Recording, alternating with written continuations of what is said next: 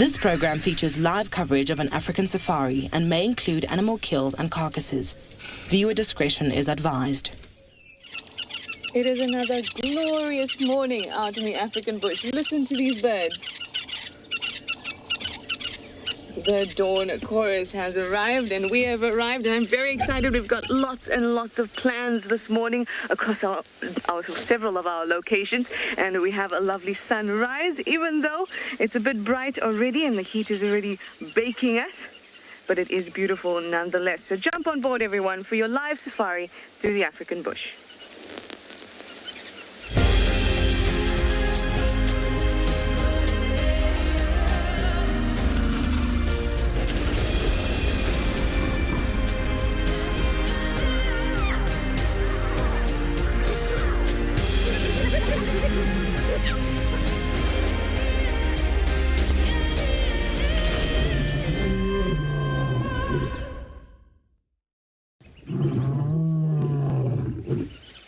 Stunning indeed. So we're here at Tswalu Game Reserve, but we'll only be here for a little bit because my plan for today is to finally head to Chitwa. I've been wanting to head to Chitwa yesterday, and then we caught up with the dogs, so it became quite a frenzy. So we're going to head to Chitwa this morning. Hi everyone, it's me, Trishal, and I've got him on camera, and we are going to head, like I said, towards the south, and then hopefully be able to catch up with Thandi and her cub Maribs. So let's get going. Like I said, it's already quite warm. It's about 21 degrees Celsius, 69 degrees Fahrenheit. And might have, that was just when we were at camp, about 20 minutes ago. It feels like it's already warmed up quite significantly.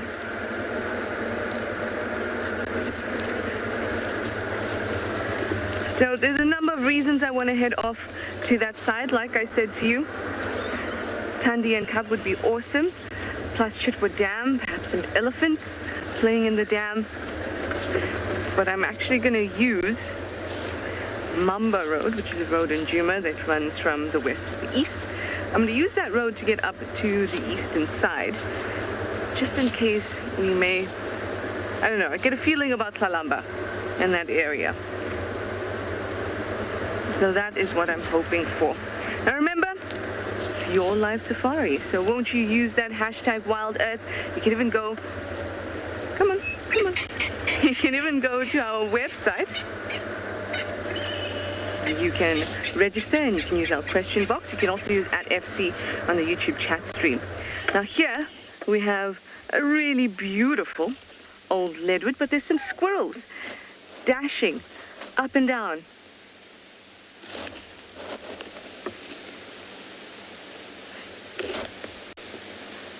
Trying to sun themselves. They're all on the eastern side because they're clever like that. They know that that's where it heats up. Well, actually, they're just following the warmth. But that's how we all get clever. We follow our instincts. Now, they live in family groups, so you'll often see them in these nesting holes, or old nesting holes, and then they will go up and down, sun together, and then be off to forage. Anyway, I'm going to head off towards the south and the east, and I'm going to send you over to Steve's to say good morning.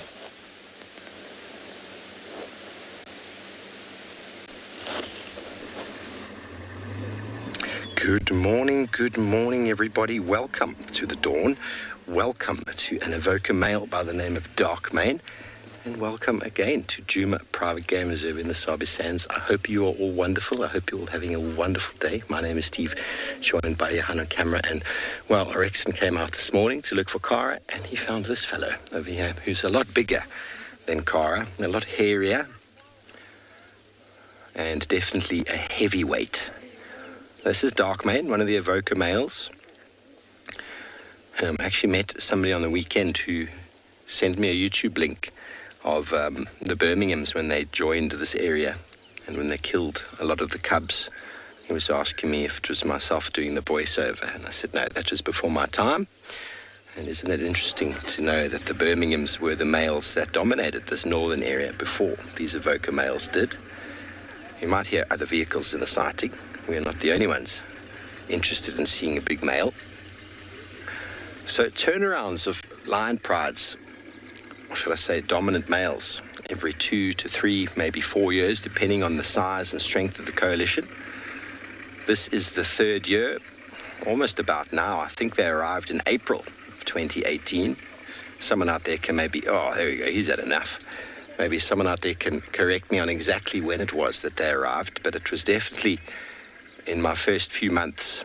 These fellows started popping in from the north, from the other side in the Timavati from Ngala, a place in the Timavati called Avoca, believe it or not. And he seems to spend a lot of time on his own, or should I say following the Talamati pride. So finding him bodes well. Remember last night I had some buffalo tracks and we followed the tracks. We had Kara just up ahead here, and the buffalo came through here and they went directly west from where we are. And it's possible that without me seeing the road yet, that the Telematis are even following those buffalo, or he's decided he wants to get some buffalo for himself. Let me move up here onto the right and we might get another angle of him. We were a couple vehicles before and now we find ourselves on our own.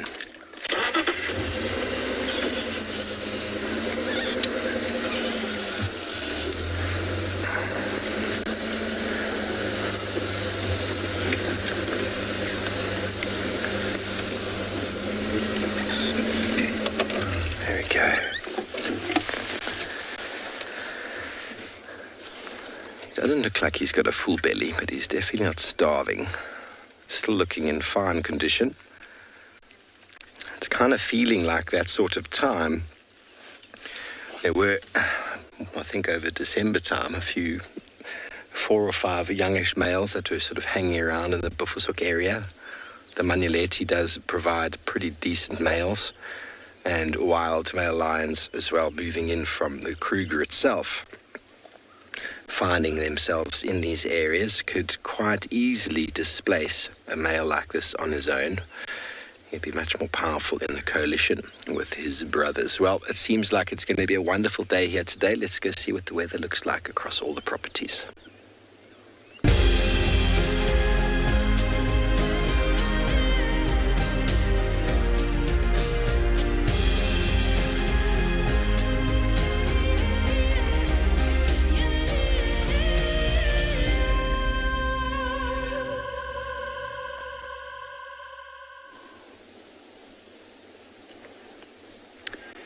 Good morning to all our viewers and welcome to And Beyond Ngala, where we are starting to warm up here. The sun's just rising out behind the cloud blanket, and this morning we set out to find some hyena, and we were lucky enough to come across this hyena.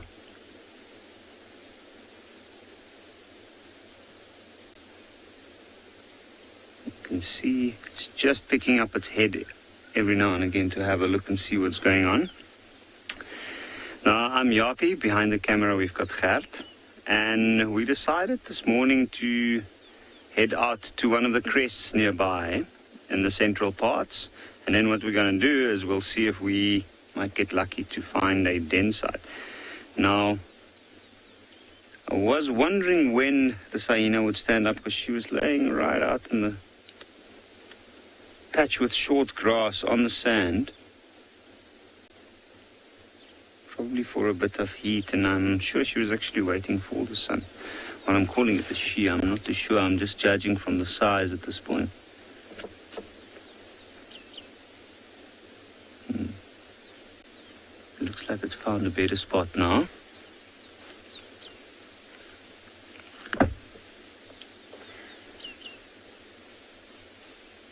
And it's amazing, it just disappears like that the moment it lays down. You only see the ears flick.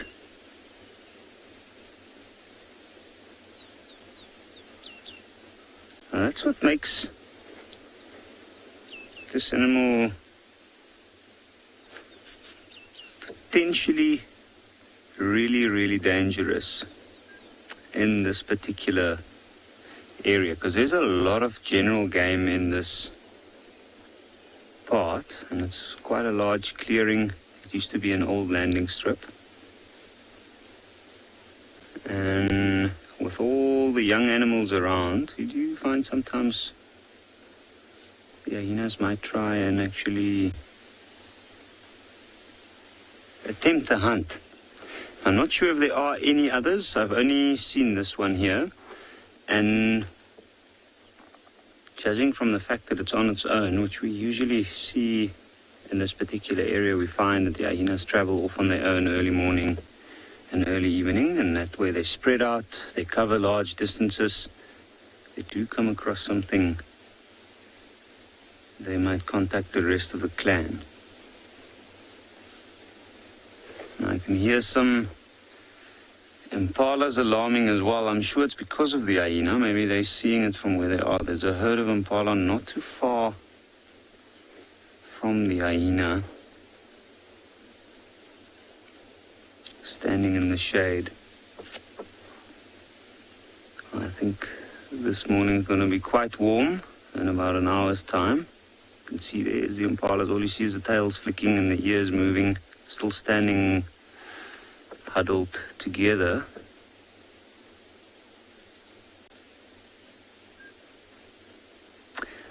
But one hyena in this area is a good sign. I think we're going to leave this hyena to rest for a while, and then we're going to move on. In the meantime, we're going to send you over to Tswalu to hear what they're up to this morning.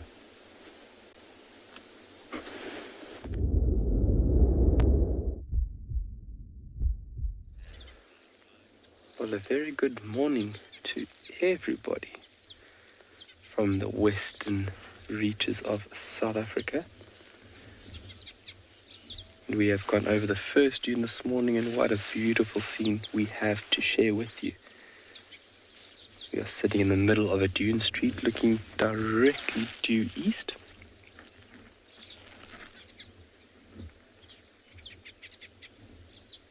And a fairly chilly morning at that, so myself and BK are waiting for that sun's warm rays to meet us.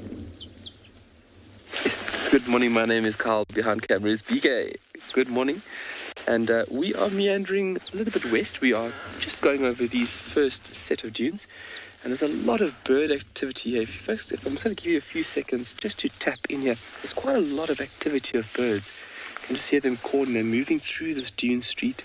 Looks like they're starting to feed. There's a bit of interaction. There's also a cuckoo that BK spotted for us, but it has moved off since then.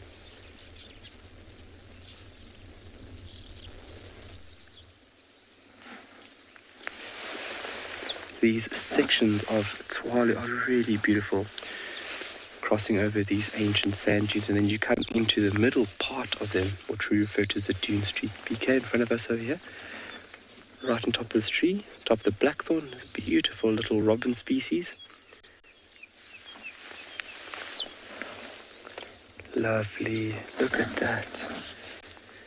And these areas, these dune streets are always a hive of activity. Yep, and there he goes, Kalahari scrub robin. Beautiful little bird to see early morning. Also one of the first birds along with that white-browed sparrow weaver that we will hear starting the dawn chorus. It's quite a chilly and quite a constant wind. Yep, there we go, Grant. Such a stunning welcome to Africa. It's all due to the skills of this magnificent cameraman sitting behind me. And it is just such a beautiful, scenic morning this morning.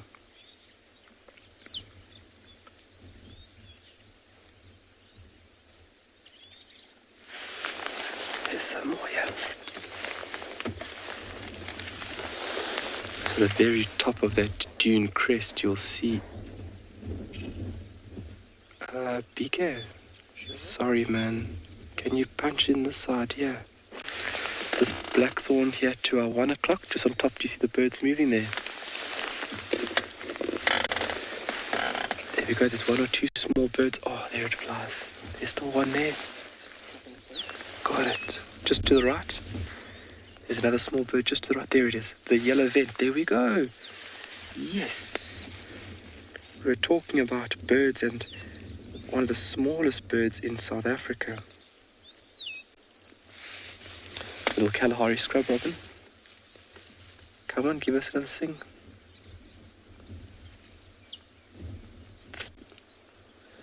You can also see by behavior, look how it erects its tail and then wags its tail. Very, very distinctive behavior displayed by this bird. So even if you find the bird in very poor light, you can still recognize the bird via its behavioral traits.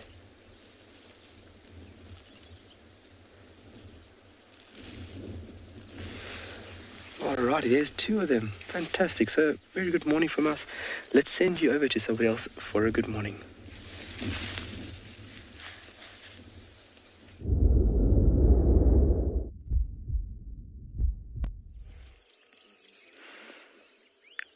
Sounds like you've been having a beautiful view at Tswalu. As you can see, we have our own magnificent view going on here at Mpinda Private Game Reserve. Quite a Lion King moment, as some might say. You can see we've got a lioness that's right on the top of a rocky outcrop, and 3 of her sub-adult cubs. Oh, look, there she's climbing. It's so beautiful to see there. It's actually amazing how agile these animals are. So my name is Kim, and behind the camera we have Craig, and we are going to be with you this morning. It's really a beautiful morning here at Mpinda Private Game Reserve. It's we've got, the sun's out. We've got a beautiful misty haze over the horizon, and I really don't think you can start the morning better than finding a pride of lions climbing up one of our more prominent rocky outcrops.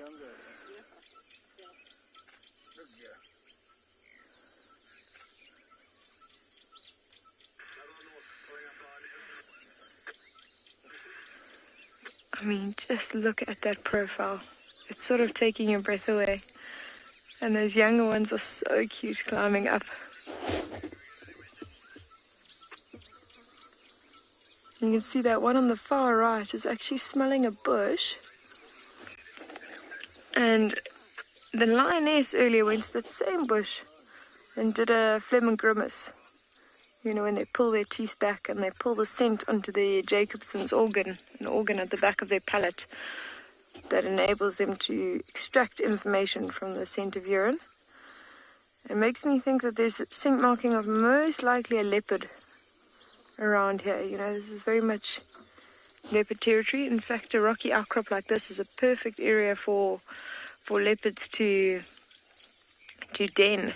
And we've got one female leopard that we suspect is denning at the moment. We're not quite sure where her denning site is, so I'm really hoping it's not here, because this is a favorite of the leopards to use as a den site. And of course, lions, if they come across a leopard den site, will kill the cubs, because they know when those cubs grow older, it's going to be a future threat to their cubs. Oh, cute. Look at those sub-adults. They're both playing around.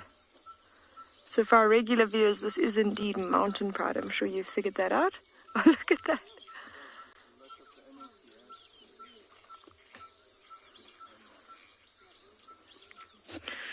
Martin, I actually need to do a recount of all our lions. So the main females in mountain pride, we've got 4 older females. One of them is here. And then we've got 2 sub-adult females with them, so that's 6 females. And then in terms of cubs, they've got these 3 sub-adults, so that's a total of 9. And the other lioness has 3 new cubs, so then that's 12. And our Biala pride, we've got 3 main lionesses, then we've got 3 sub-adults, so that's 6. And one of the lionesses has 2 older cubs and one has 2 younger cubs, so 10. So mountain pride is technically bigger than Biala pride. We've got very interesting lion dynamics at the moment in that all our prides are pretty much split up completely and not staying together, and it's because there's a lot of lionesses with cubs, so they'd rather the ones without cubs or the ones with older cubs would rather go off and hunt for themselves, just so that they have more chance of feeding. I'm going to stay and see what happens with these lions. I think we might lose the view just now, but in the meantime, we're going to send you over to another ranger and see what they've managed to find.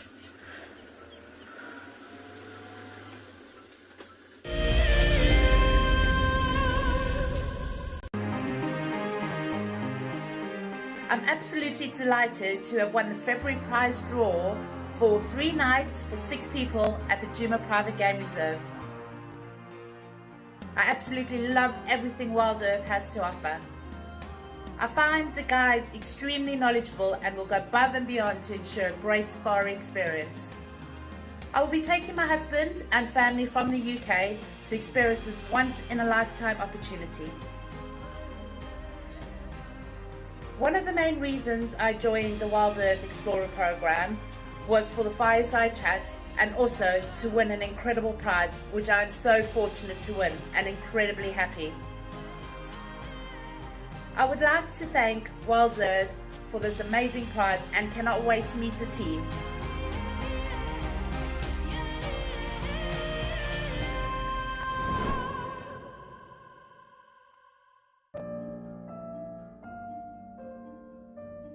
With a slew of potential dangers lurking, it's essential to be aware of your surroundings whilst walking in the wilderness. 20 yards away from one of the most endangered species. This is a big bull. What a moment, what a close encounter with an Ellie bull. He's just over here now. He's moved completely away. Being on a bushwalk and seeing a leopard, I mean, it's ridiculous to be this close to a leopard on foot and for him not to run is absolutely insane. How crazy was that? Through the gap there is just the back of the head of a male lion. He is absolutely unaware that we are here right now. I'll tell you, seeing lions on foot, it definitely brings out the caveman in you, this little scared human being. I'm Nikki here at Ambion Ngala in South Africa.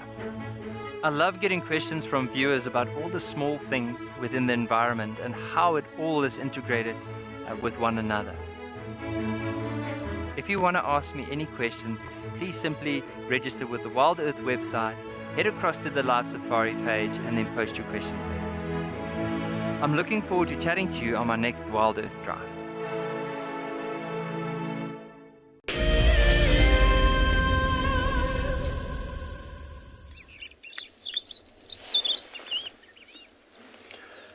Well, welcome back on the left-hand side here at BK, on the left-hand side of this blackthorn here. Just to the far left reaches of it. A little bird that we saw very briefly, a little bit up, to the left, there we go, punch in. And then to the left, there we go, yes! Look how tiny that little bird is, folks. So that's the bird that we caught a little glimpse of just before we looked at the Kalahari scrub and robin. That is a yellow-bellied ermamela. A little bit of a tongue twister for such a tiny little bird. Directly in front of me here, on the left-hand side of this blackthorn, there's another one. Tiny little bird, only about 8 grams and about 10 or 11 centimeters. So one of your very small birds found within the region, but a little bit larger than that Cape penduline tit, which is by far one of the smallest birds in the region. Fantastic. Wow, very nice bird to see. And the scene has just gotten even better here now. And the birds are moving with a lot of force through this dune street.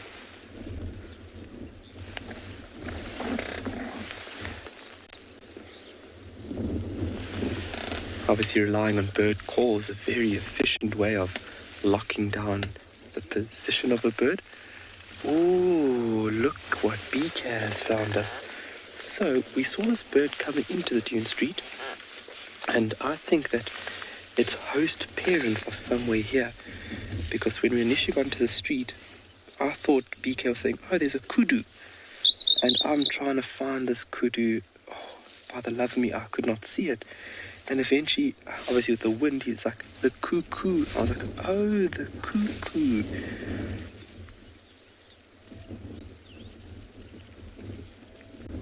So there was a very distinctive pattern on that bird, and if you saw it there briefly, you would have seen a whitish chest.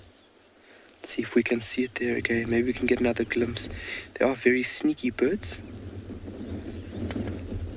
So that could have been a Jacobin cuckoo. I didn't take a good look there with my bins. We have Jacobin and we have Levalens, which look very similar. The Levalens will have a streaky breast and belly, where the Jacobin will have a plain, uniform, whitish belly.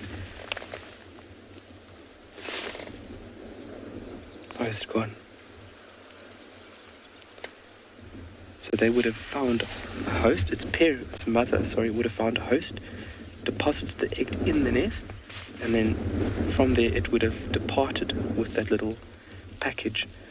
And then the host species would have reared that little bird. And it's quite remarkable seeing this large cuckoo species being fed by sometimes a relatively small bird.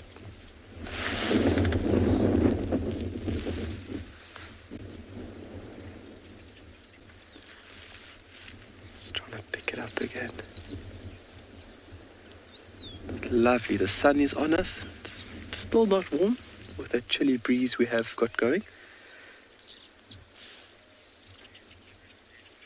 And we're just waiting for the strength to really get to us. I think it was Hannah, I think it was Hannah that asked the question, are they migratory?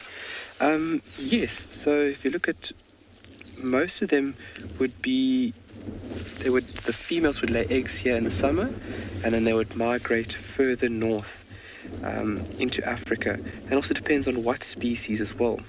So most of them are on summer breeding visitors, and then you do have one or two of them that are basically just visitors through the non-breeding period. But a really remarkable breeding strategy if you think about this bird. Not really bothered about making a nest. And the tactics involved in finding a host species and then having the ability to lay an egg very quickly and then get out of there. But then also the egg can mimic the host species' eggs to fool the host species, because some birds can actually recognize different eggs in their nest and they'll actually evict that intruder's egg. So really remarkable strategy. Lovely Namakwa dove. BK got us in view. That orange beak, black bib, clear indication that it is a male.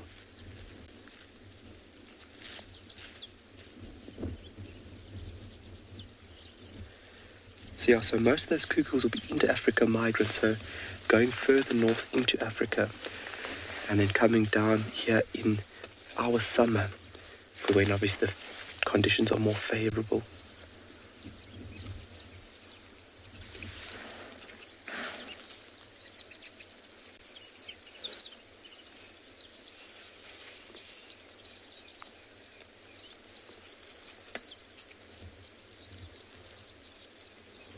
A lot of birds calling in the distance.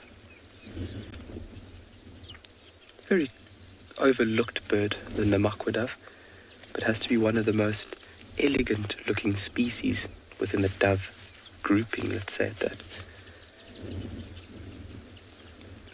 Very, very long tail. And you'll see in flight that they have beautiful copper tips to the wings, giving it a very striking appearance with that long tail while in flight. Fantastic, nice one, BK. Wow.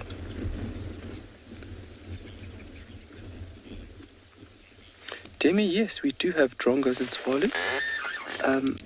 We have the forked-tailed drongo, and a very,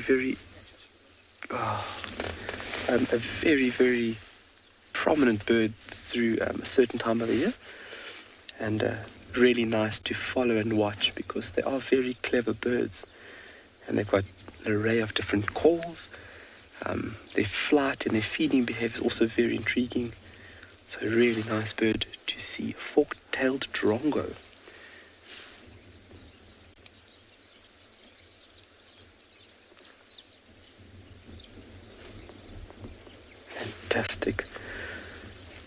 So from here, I think we're going to get over the next dune. We're going to see what is on that side.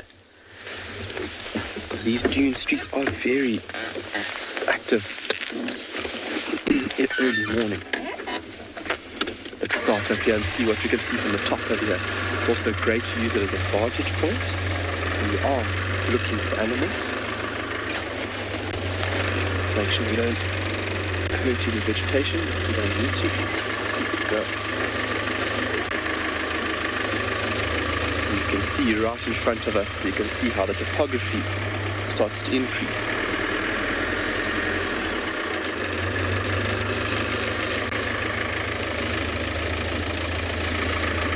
I love scratching around in these dune streets. It just makes it feel like it's a totally different place.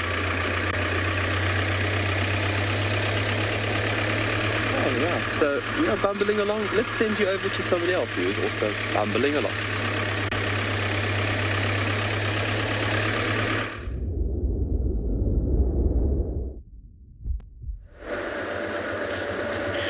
So we've just checked the east boundary cheetah cut line for tracks of Tlalamba. I've just stopped here because there's some dwarf mongoose. You know how I like to stop because that's when they come out again.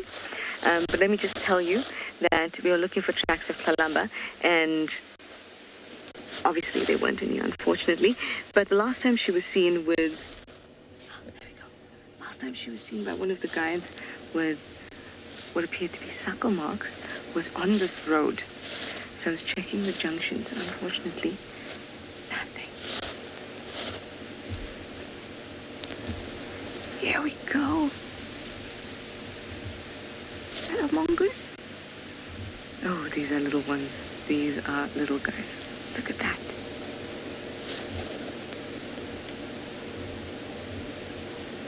Oh, that is so cool.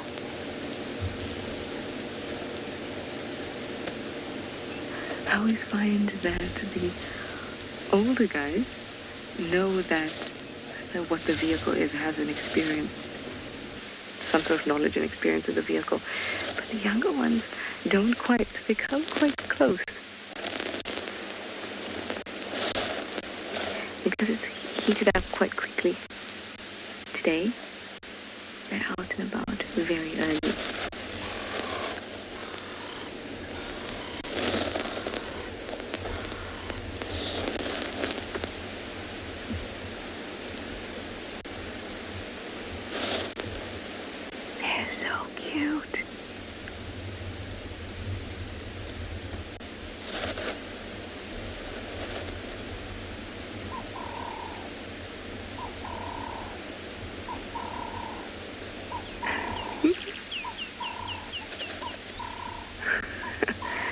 Fiona, I've been asked this question often. You'd like to know if dwarf mongoose blink? They most certainly do. Despite the fact that they can have the most ridiculous stare down with you and win, they do certainly blink. I have seen it with my own eyes that do blink.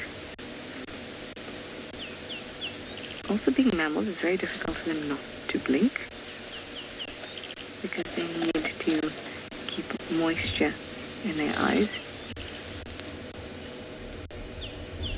If they had them open all the time, they look quite strange, because their eyes would kind of get shriveled up. Isn't that some great imagery I've just given you? Here's another little one.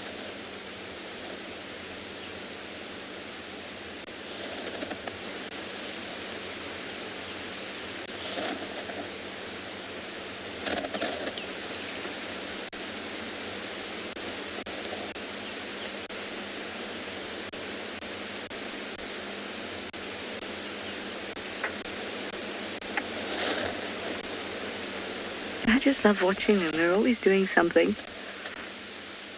Whether it's grooming or foraging.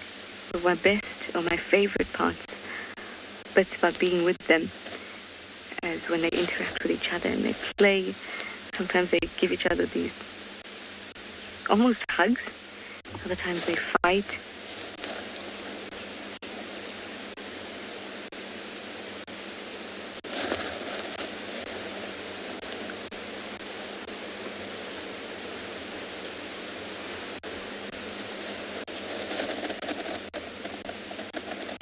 Botus, you'd like to know what are they searching for in the sand? Well, they're carnivores, so they're most likely searching for insects, and in the sand, they're likely to find ants and termites, which they'll happily take. This one was just calling in a very high-pitched whistle kind of way.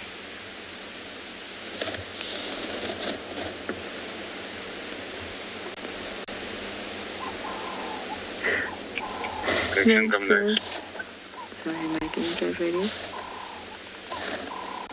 That was very cute.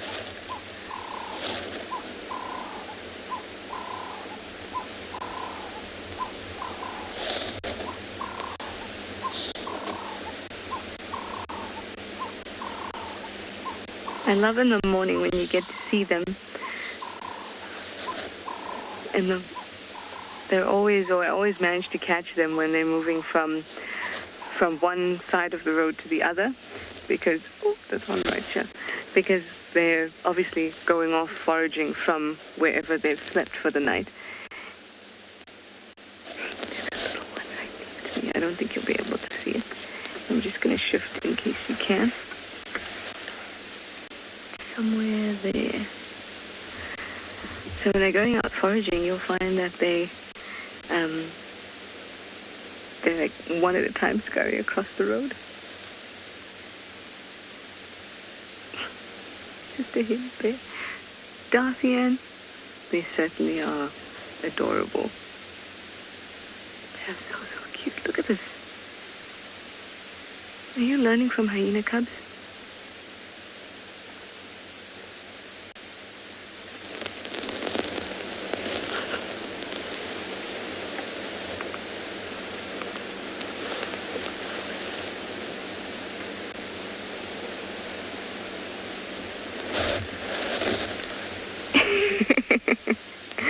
I think.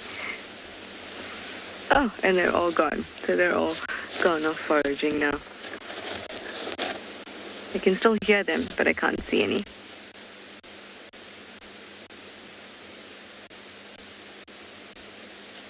All right, let's keep on going.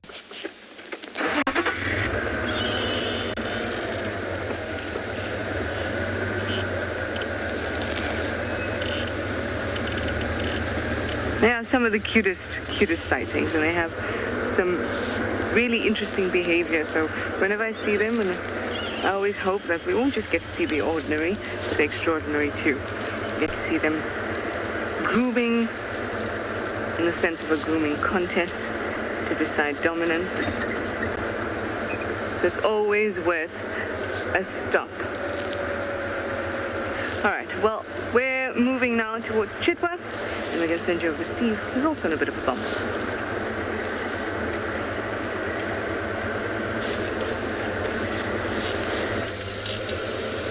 Welcome back to Djuma, everybody. We've left our male lion, and we followed the buffalo tracks for a little bit, and we found some fresher buffalo tracks and a lioness track. Now, we're just trying to figure out where she's probably gone.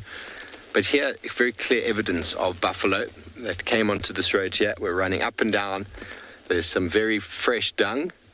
Some of this is from late last night, and some of it is from this morning. Some of it looks like it's been rained on. So the buffalo were hunted, were chased. So with one lioness in the area there, and dark mane lying down very flat, we're probably thinking they didn't catch anything. But I'm just going to do a loop around here and see if the rest of the prides come out. If they haven't, then they're in there somewhere, probably not far from where he was sleeping. Shall we go find some lions? Yes? No? I think we shall. Well, you're on board with me this morning. That is what we're going to try and do. If they've crossed this way, that's into Simbambili, so we can go. If they have not crossed, then we'll see if we can find them on this side. So what you're looking for is lion tracks on top of the buffalo. So it shouldn't be too hard. Shouldn't be too hard to see.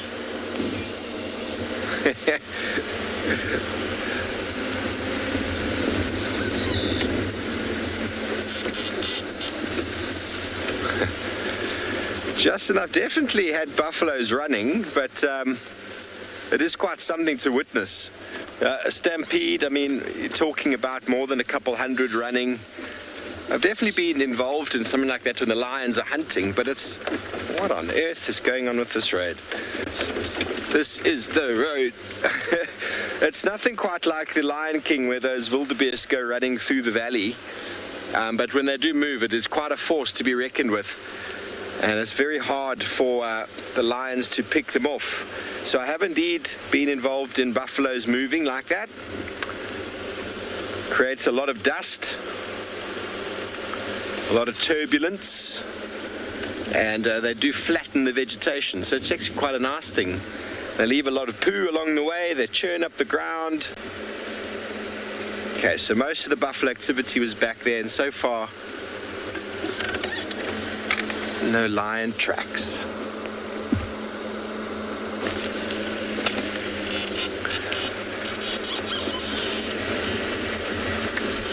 I should just move along very slowly. I reckon he's not far away from the ladies. If they'd caught something, we all know where he'd be, don't we? We all know. So it was a very large herd, according to the tracks. And it seems maybe there was a second splinter group that maybe was a bit delayed, that didn't follow that herd. Or they ran in a loop and came back again. It's hard to say exactly, but there's definitely some old tracks from last night, because we drove there, remember? If you were watching last night, we followed the buffalo.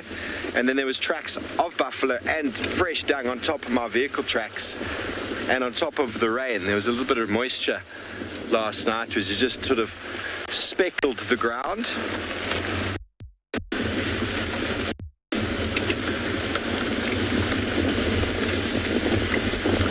I'm going to guess it's the Talamati Pride, just due to the fact that Dark Mane is with them.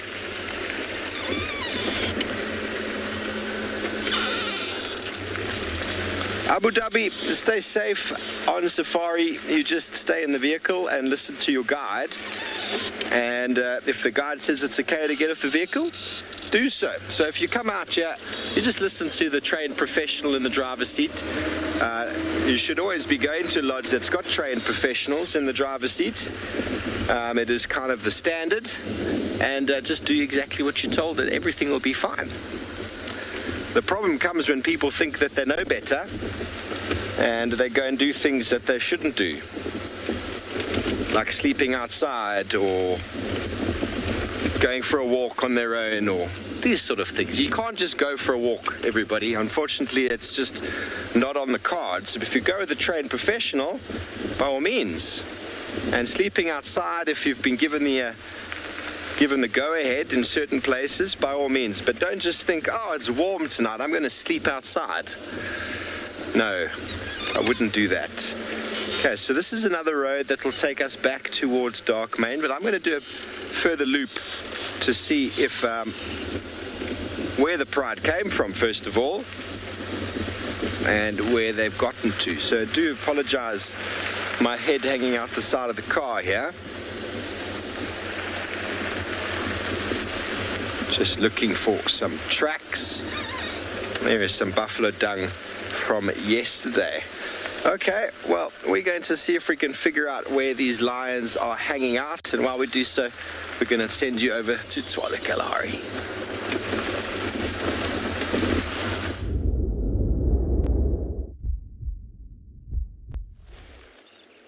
Well, we have got a very interesting scene playing out in front of us.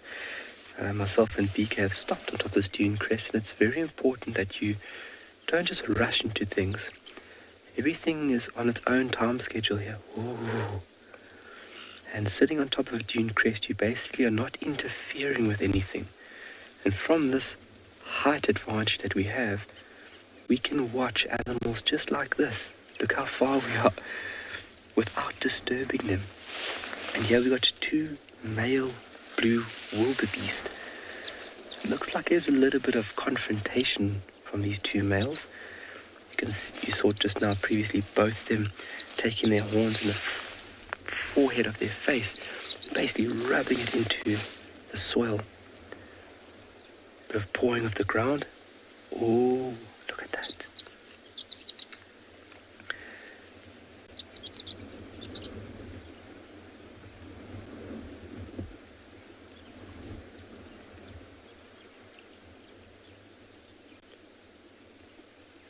So if you take a look at antelope, they have what they refer to as sebaceous glands throughout the body, and different species would have these glands at different points of the body.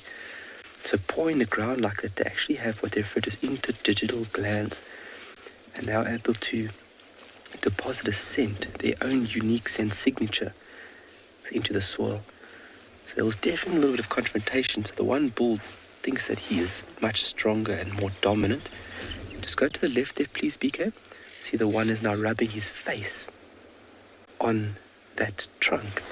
There's a gland just below the eye called the preorbital gland. I'm rubbing that gland on these specific points within their territories. He is applying his scent signature onto that tree. So a little bit of territorial behavior. And there would be other forms of behavior that we could see, from lateral display, giving that bucking and broncoing form as well. There's many forms, but these two males definitely look like they need to sort out who's the bigger of the two.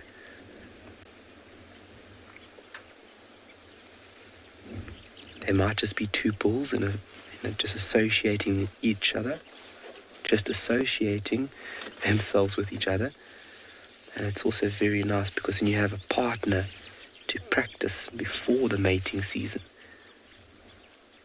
Very complex behavior displayed by these animals, commonly overlooked, unfortunately, because of their sheer abundance, but they exhibit some of the most complex social arrangements that we can find within the continent of Africa.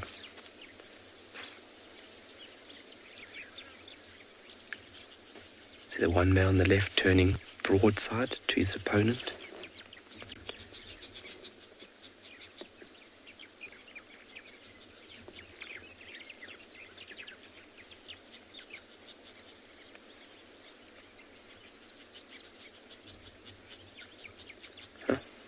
Okay. You can see all the soil on his forehead there.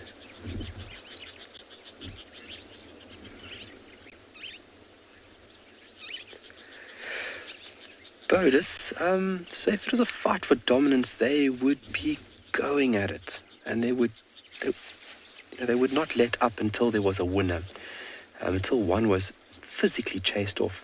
So I think this was kind of just a small interaction, just to see and test one's strength. So this one is moving off, the other one is still standing under the tree. So it's not a very serious confrontation at that. When they do go at it, it's quite a vicious affair. You'll see that they'll actually have thicker skin around the forehead, around the neck, just to protect the animal when they do go through these interactions, because those horns are like meat hooks, and they've got a lot of power in their neck. And what they want to do is basically lock those horns and throw the opponent off balance. Yeah, he is moving off. You can see the other one now rolling around. Be careful. There we go. That's it. So they'll have these points. So within their territories, they'll have these small depressions that they have made. So they urinate, they defecate, they paw the ground, and then they roll vigorously in it. And basically they're coating themselves with their own scent signature. Be very specific points within their territory. So some places they can be territorial for a longer period. They are gregarious, and in East Africa they'll be territorial through the breeding season. But other places their territorial behavior can be extended over a longer period. So yet the camel thorn providing yet another function. They were just tremendous trees.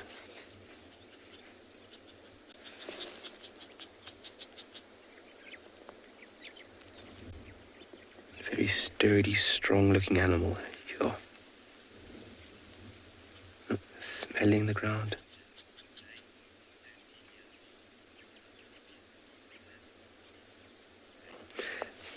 Blake, great question. Is a wildebeest part of the antelope species? Yes, it is.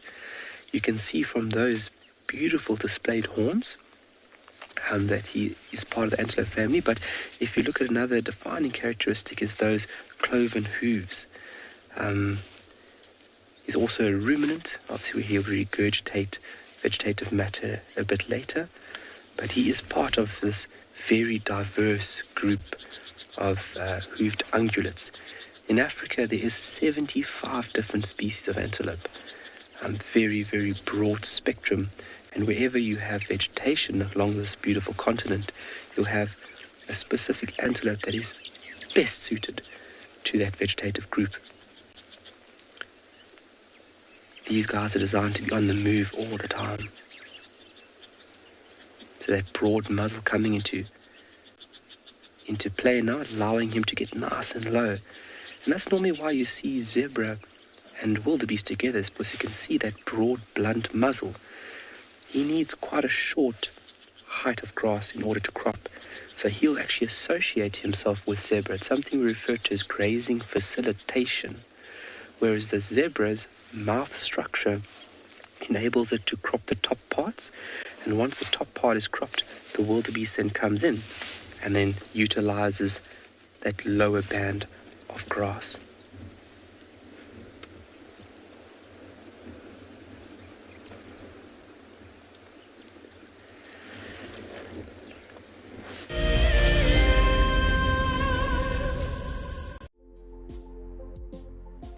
On the 27th of April, Wild Earth will be turning 14 years old, and we wouldn't be here if it wasn't for all of you.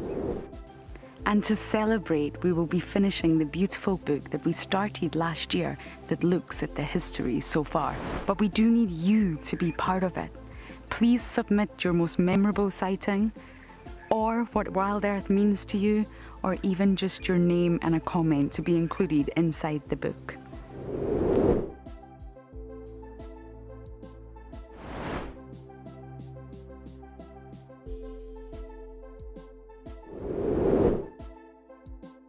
Head over to the website to add your name and reserve your copy. We are offering a 20% discount on all books bought before the end of March. And a big thank you to all of you who have contributed to the book so far. Wild Earth explorer Jenny recently joined Tristan as he broadcast live from Djuma. Awesome to kind of have a guest on board. I'm looking forward to this. This is Jenny. Hi everyone. And Jenny is the first of our Ticket to Dream holders. If you want to go on safari with a Wild Earth guide whilst honing your bush knowledge and of course featuring in one of our shows, then head over to our website. Literally being with Tristan on the vehicle today has been incredible. It has truly been a dream come true. Sign up to be a Wild Earth explorer and you could be making your first ever on-screen appearance. I would highly recommend being a part of the Explorer program and being able to be a part of an interactive live drive.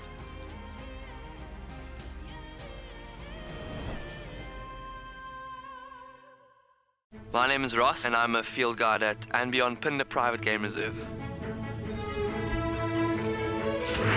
I love getting questions from guests on Wild Earth because I love sharing and learning information about nature with new people, and it also makes me feel like you're all joining me in real life. If you want to ask a question on Wild Earth, then you need to register on our website. Once registered, go to our live safari page and submit your question below our live feed.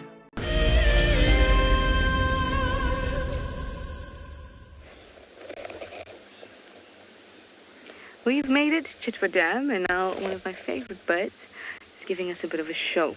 It's a pied kingfisher. Every so often, it's hovering, it's diving down, catching a thing or two. Not anything very large. I haven't been able to tell if it's male or female. It's always had its chest away from us, so the male has 2 bands on its breast, and then the female just has 1.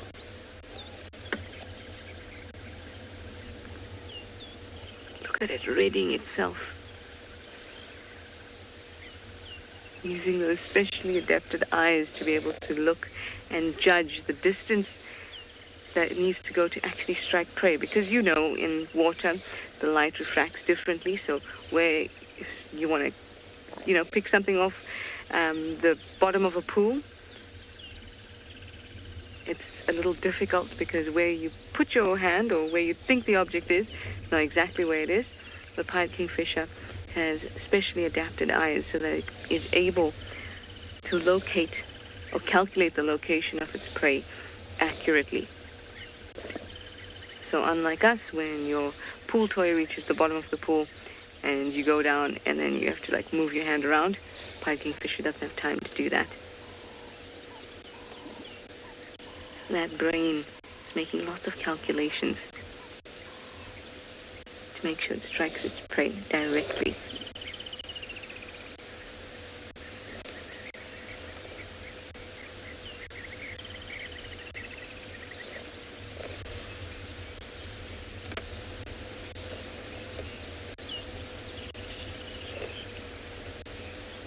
Cleo, you'd like to know if all kingfishers have long beaks? Certainly all kingfishers we get here have long beaks.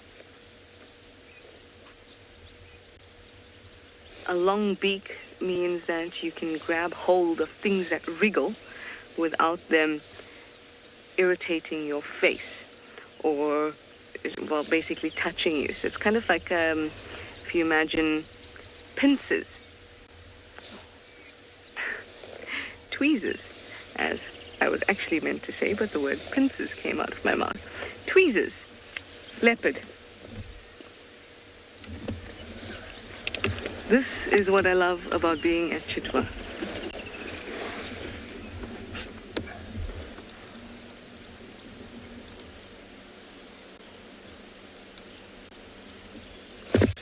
And, all right, let's just watch from here for a little bit. I don't have an ID yet. This is magic.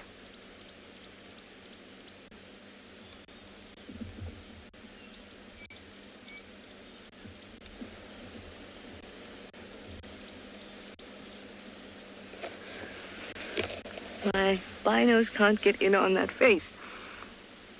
All right, well, I know that James Richard will already know who this is.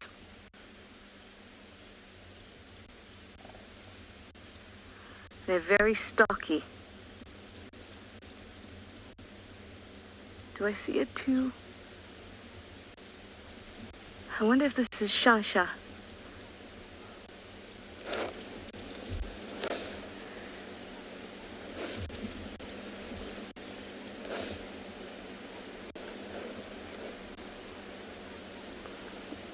It's a male.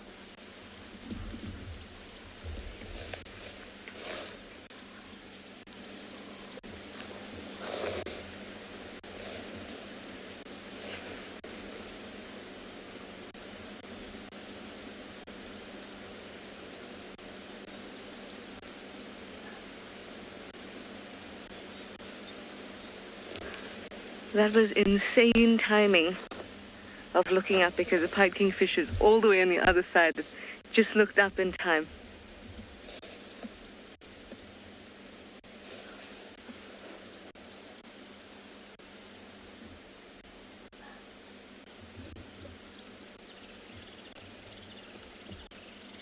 Okay, from what I can see, and Paul, can you get closer to his face? I just want to check the spots because at the moment I saw a 3 and a 2, but I can't be sure.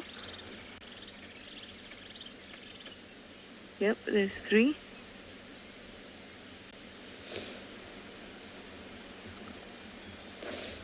What are you stalking?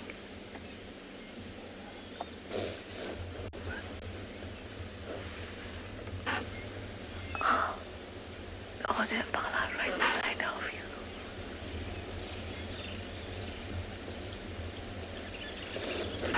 So obviously we're not going to move. The Impala right behind our vehicle. We are in a great position.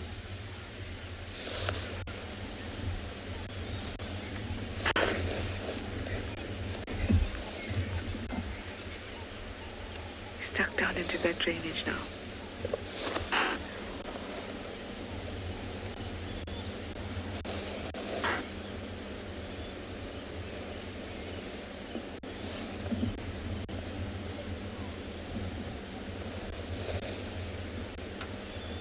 only two males that I know that are in this area would be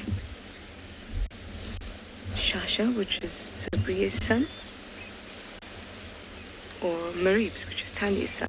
And I know I haven't seen Maribs in a while, but that's big for Maribs. Okay, one Impala's made a run for it. They've all made a run for it.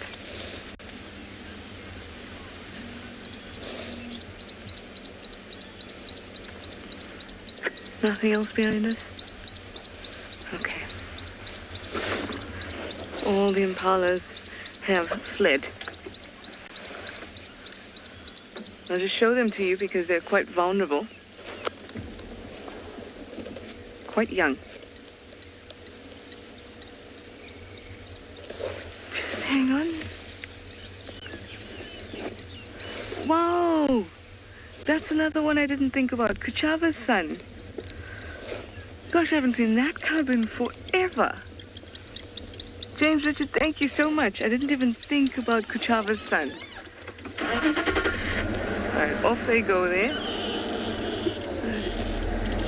That is amazing. Last time I saw Kuchava's son, he was a little cub. I can see him. He was, look at this. Oh, this is so exciting. Hello, you. I don't even think this boy has a name yet.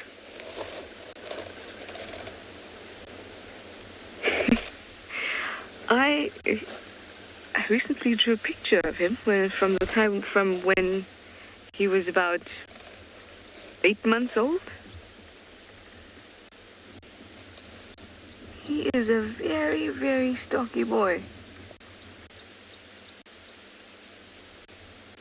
That is awesome. That is so, so awesome. I'm so glad to see him. I'm sure you all are too.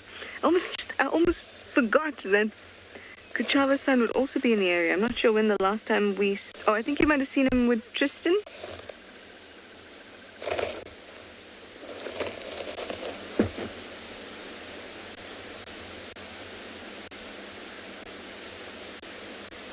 He definitely has the Kuchava look.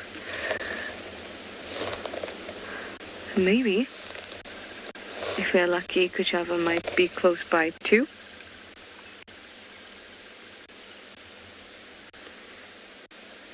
But I actually haven't heard of them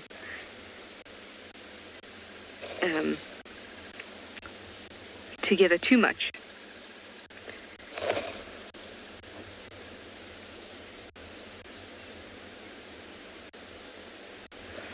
I think that he was born the beginning of 2018. So he'll be about 3 years now, 3 years old now. Donald, you'd like to know if leopards ever hunt in dams? You know, I would have said no before I had seen leopards out here. And I certainly have. I've seen the Tingana at this dam. There's somebody else that I saw. I think it was Talamba, who would grab things from the dam. So it certainly does happen. They will not go full body into the dam, but they will grab stuff at the shore, and you'll get them, paws deep into the water.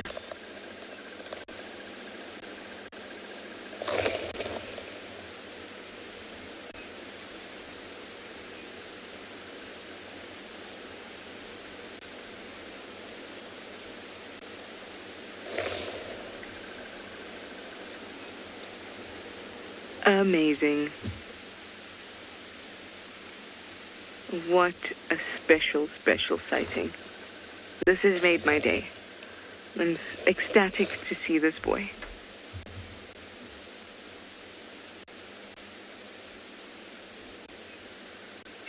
I'm quite surprised that he doesn't have a name yet. Perhaps I just didn't get that memo.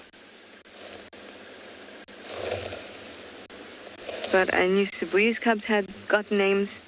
And I also remember thinking that this boy still hasn't got a name, especially not drawing him. Behind the bush.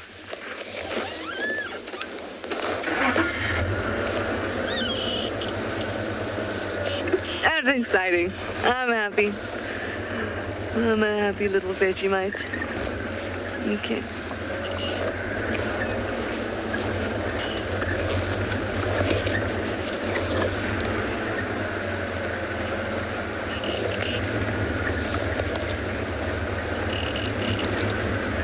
Edwards, you say what a gorgeous cat. Most certainly. Okay, well, he's now in this drainage, so we're just gonna have to wait for him to pop out.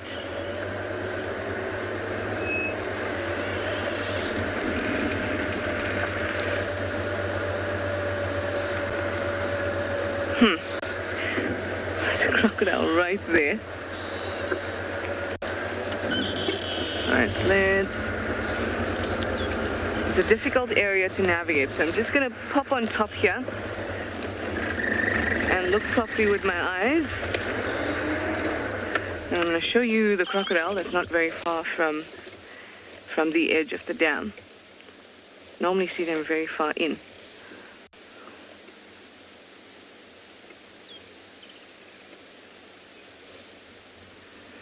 I need to figure out... Hello, croc. I need to figure out a way to get round there. You can see it's quite wet. Okay, I try one more thing.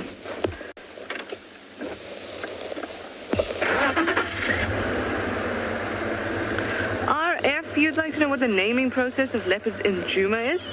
Or in the Sabi Sands, rather, because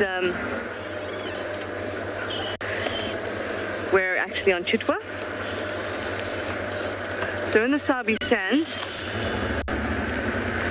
the guide who finds the leopard cub has, I guess, naming rights, but usually the names that guide will give forward a suggestion, and then the guides that are involved around that area will vote on that suggestion. So what he's tucked down there, right, just behind this bush inside. So the option would be to go onto that side, but it's super, super wet.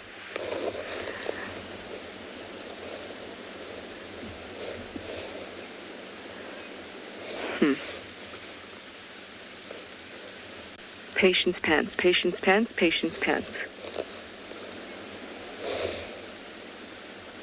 The grass is just so long that if he sneaks out, we're gonna miss it. Okay, now, let's go.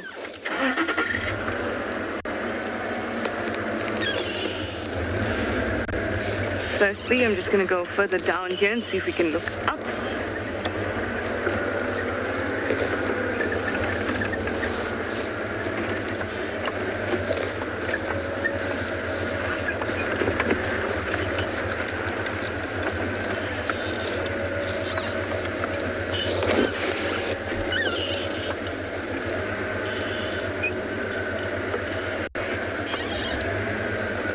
It's a bit of a steep bank to climb.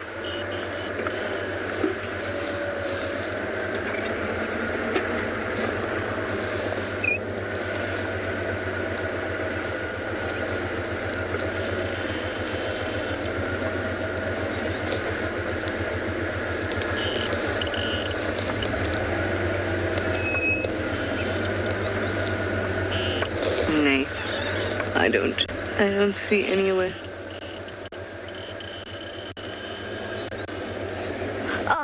There we go. You can just see his tail. Okay, let's see. We can just do this. Yay! Not drop us over the edge of this. Right there. So well hidden. Now this is the exact spot that Tandy and Maribs were at one stage.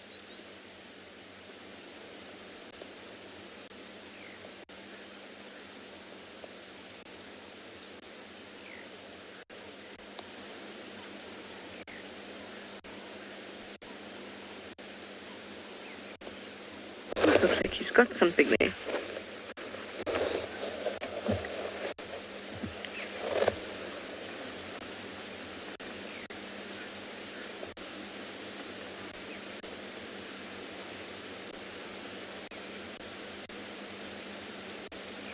I mean, he can't go anywhere from there. There's no cave or anything. So he's going to have to come out.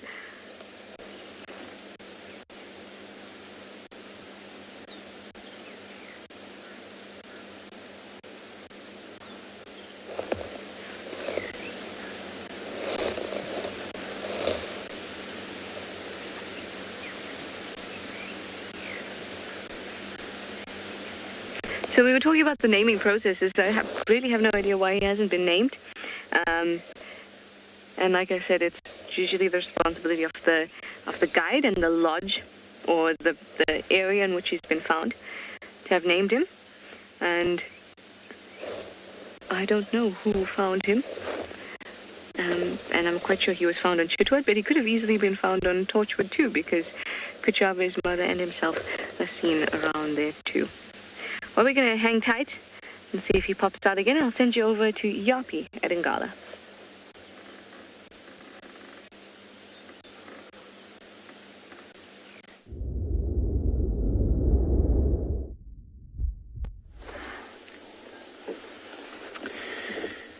And we have managed to find the lions again. They seem to be in the same spot. And there's quite a lot happening here at the moment. And it looks like the mother is being a little bit irritated by the young ones, which have clearly the most energy out of all of the members here.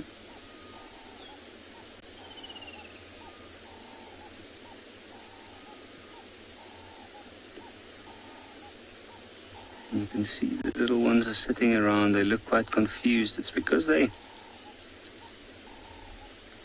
actually trying to get a drink, get some milk from the mother, but she's not having any of that. And you can see morning sun is clearly making her a bit tired.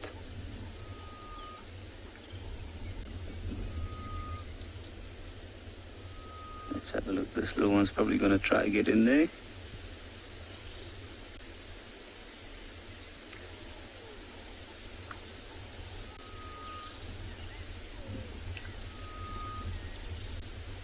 You can see her using her tail almost like a fly swat.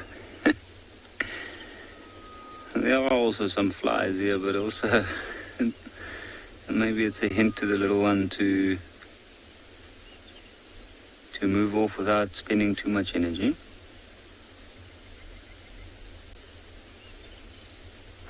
Now one would ask yourself, why wouldn't she be letting them drink? I think at this stage, these little ones are already at such an age where they are starting to get, or the weaning process has already started. This lioness will start, or she started quite early actually, and therefore limits the amount of times that the little ones can drink. It's also to save herself some energy.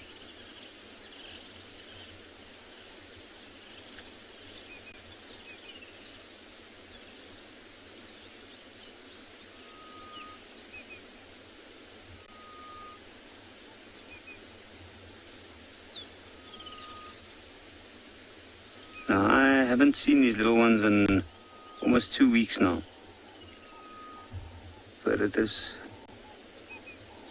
really incredible just how much they've grown since I've last seen them. You can see their little feet and their legs have stretched a little bit. They don't have that that small short cub legs anymore. They're starting to develop now, which is usually around 3 to 4 months.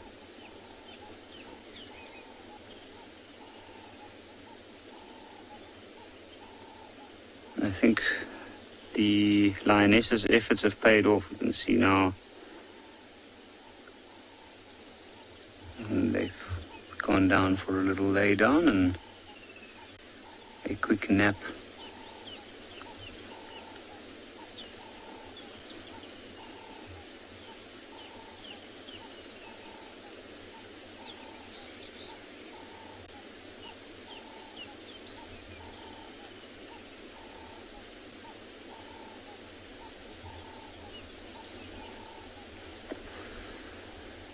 But sitting in this riverbed at the moment, it is absolutely amazing.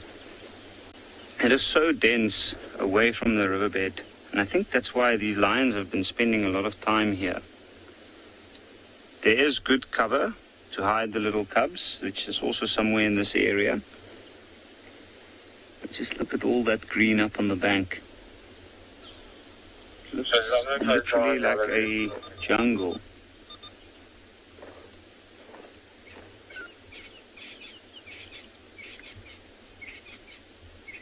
And it's been really tricky actually to find animals on Ngala at the moment due to the fact that there's not many roads and a lot of the areas are quite inaccessible this time of the year.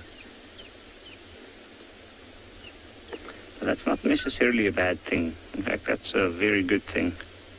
Some wild, large wilderness blocks, which gives this area its magic.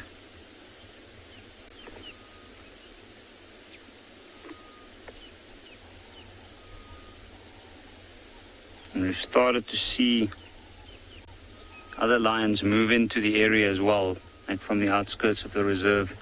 And starting to see the signs. You can hear different males calling at night time. And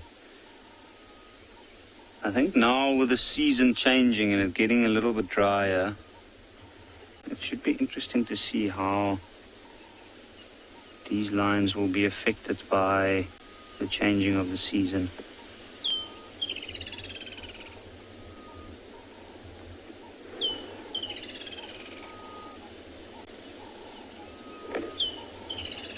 You can hear a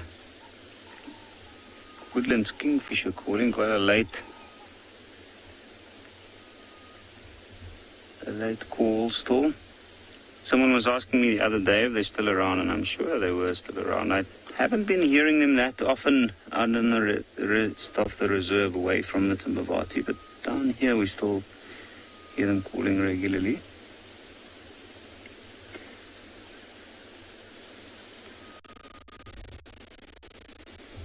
And then we also have the one male here. Now, he seems quite content. He doesn't seem like he's very full, and I don't think he's had anything more to eat since yesterday. The two males had a small impala carcass yesterday, and which was actually not far from this area. And we picked up on some tracks around this area early on. The tracks were going all over the place, so it means that they were spending a lot of time here during the night. But they haven't moved very large distances. And the reason for that at this point is mainly because of the little cubs that's in the area.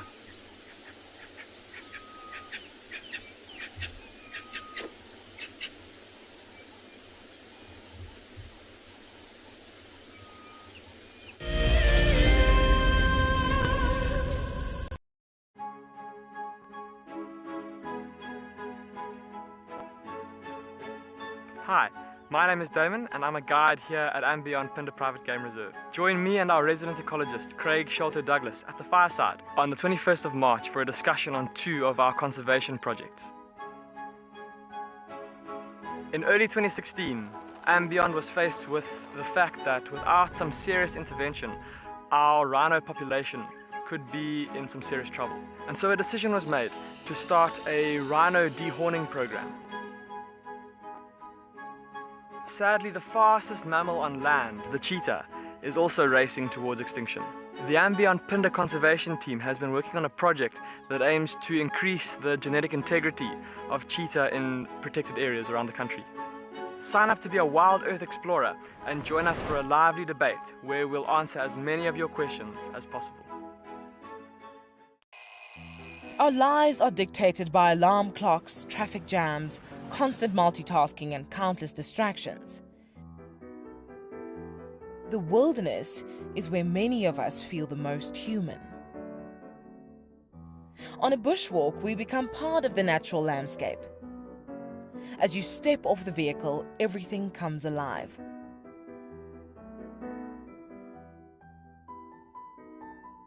As with any risky experience, walking amongst these animals inspires awe and appreciation.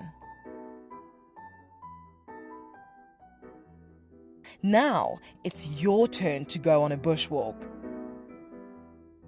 Join us from Pride Lands as we slow down our thoughts, put aside our distractions, and reconnect with a place that first taught us how to be human.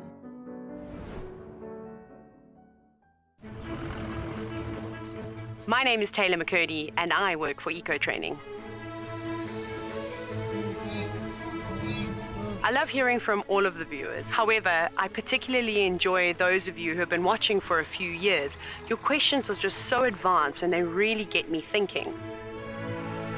If you'd like to ask a question on Wild Earth, you need to register on our website. Once you've done that, head to the live safari page and submit your questions below the live feed.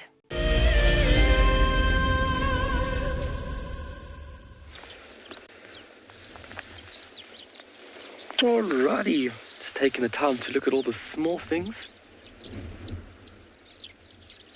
Sure, a lot of fawn-coloured larks busy calling out just on the side of the vehicle. Beautiful little plant that really enjoys the dunes, and it's very easy to recognize by that beautiful light pink trumpet-like flower. It somewhat resembles the other plant that we looked at a couple of weeks ago, the devil's claw. This is devil's thorn, and that beautiful trumpet-like flower is very easy to recognize this beautiful plant species.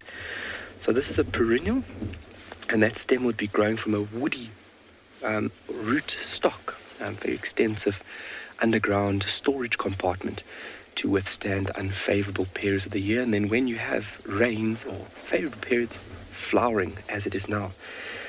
So we can recognize it by those beautiful trumpet-like flowers, but then also, if you look just on the left there, you can see how deeply lobed those leaves are. So it's a really remarkable plant because you can actually use it as somewhat of a soap. So mixed in with a little bit of water, it produces this slimy mass called mucilage, or foam. It's actually used as a lubricant as well, but you can use it as a soap. There's the medical properties, used as an aphrodisiac, and then as well as through labor-intensive childbirth, it can actually be used to help out the mother.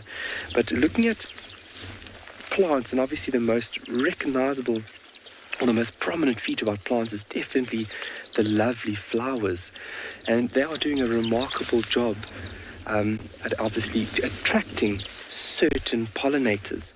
But then if you think about another remarkable aspect that plants have gone through, is this is doing a very, very important job right over here, and this is attracting somebody to come and do your business, and everything is there that is needed to attract a certain species. But then plants over time have gotten very clever when it comes to dispersing one's seeds. Plants have done it in a very ingenious manner. And if I ask BK to zoom in over there, look at that remarkable little structure. You can see where it gets its name, Devil's Thorn, from. So that little structure over there, that's fairly hardy, and that, let's actually try and find if there must be a dry one here somewhere. But what that will be doing up here, when this dries out, it becomes brown and becomes very, very hardy. And these projections over here are enabling this seed to be dispersed. So if I had to walk over this plant in a couple of weeks' time when the seed pod is properly hard, that would possibly stick into my shoe. And I mean, if I push enough, it'll go into my finger. And then once it's in my shoe, you have transportation being provided. And seed dispersal, if you look at plants, we always look at plants and the pretty things, the pretty aspects of our plants, but seed dispersal, Mother Nature has become very clever at making these ingenious ways of dispersing one seed, because it's very important getting the job done over here, but making sure that your offspring or your genetic value is spread out of the landscape is also a very important part as well. So you can see it's also part of the creeper family. You can see this creeping along over here, and look how efficient that is. The leaves also have this beautiful, almost like hairy or shiny tinge to them. You can see it over there. It's actually a nice shine to it. But really beautiful plant, and very easy to recognize with these beautiful trumpet-like flowers. So we thought we'd just stop and share that with you folks. Sorry? Okay, but we're going to send you over to Tswalu, and we're going to continue going up north, and we'll see you back this side.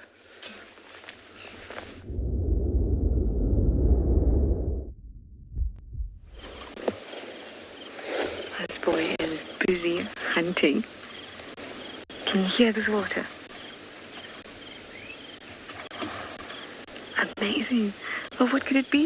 Of course, it could be a big catfish, but we were also thinking perhaps a water monitor. Whatever it is, he's not super comfortable with it because there's big splashes and he jumps up.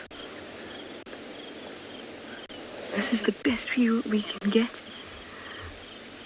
But like I say, when he finally catches whatever it is, I'm sure we'll get to see it. I'm sure he'll proudly come up towards this bank where we are and show it to us.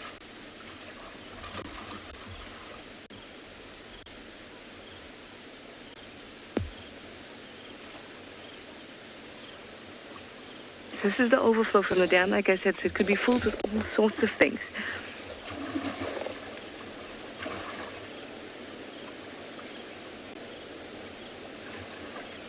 But quite a splash is being made. And I don't think just one paw of a leopard is going to be making that kind of splash. Look, he's riding back every now and then. Reeling back.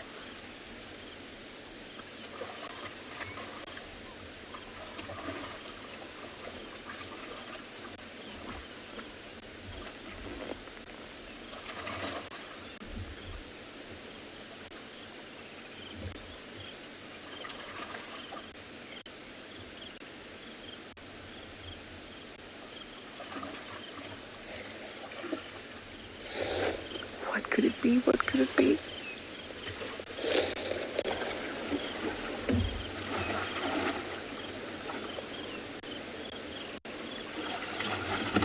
See, whatever it is that's splashing about, that splash was made by whatever that prey is, not by him. That must be something big.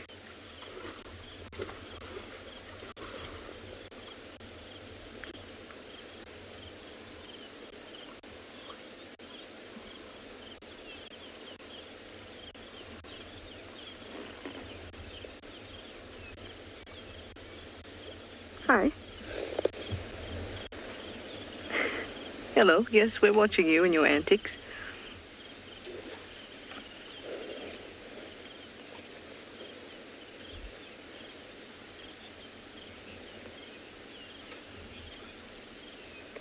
Susanna, you'd like to know if this leopard is habituated? Yes. But like I said, the last time that I saw him, he was about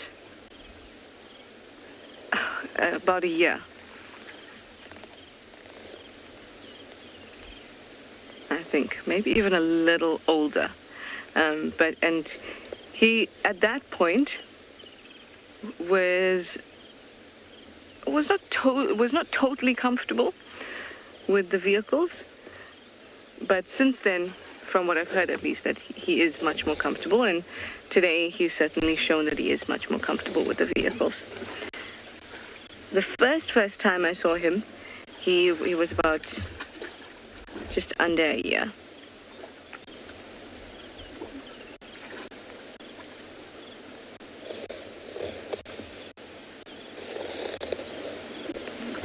But remember, he's 3 now. He said he was born early 2018, say Jan 2018. So 3, he's basically independent now.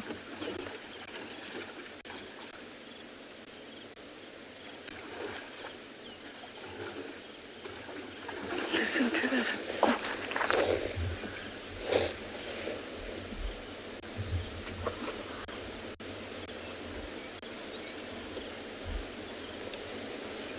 Oh no, out of sight. Come on. This is so exciting.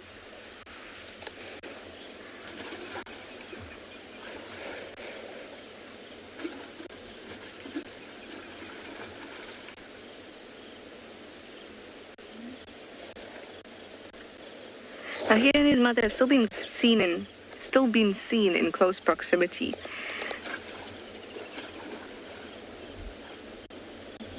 But he's certainly mature and independent.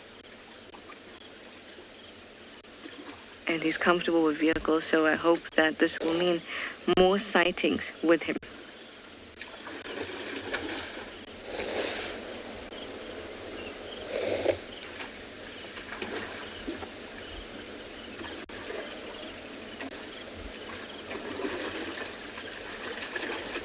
Oh, there's a lot of flailing going on there.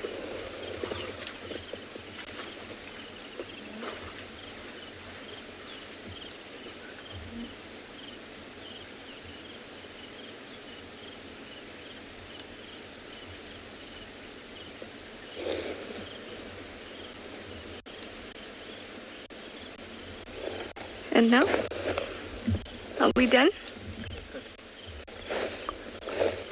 Did you catch it? Flailing has stopped, and now we can't see him feast, which is, oh, I saw a bit of movement.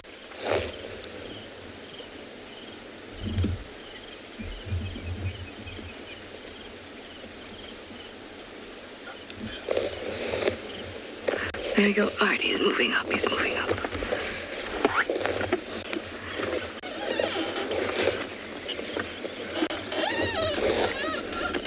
We are positioned quite precariously.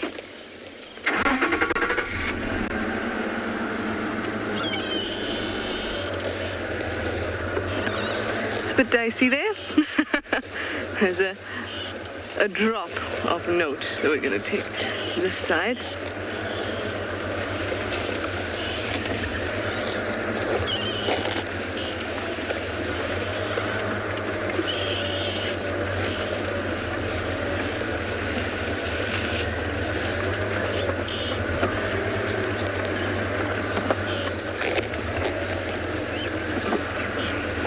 And hold.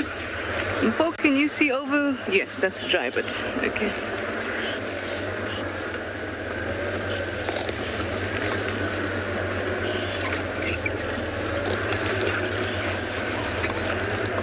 Now, where are you?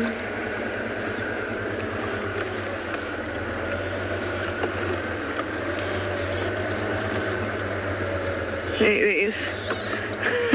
He's moved again further in.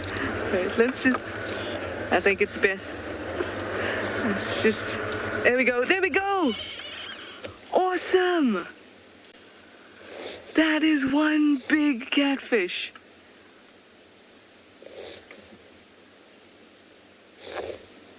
Wow, wow, wow. That is a huge catfish. At least now there's some dry spot. We can move quickly.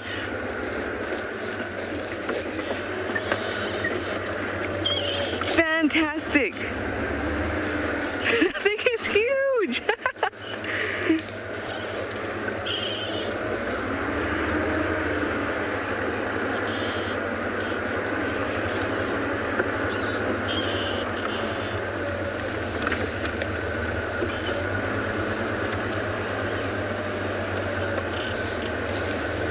Where did you go with your prize?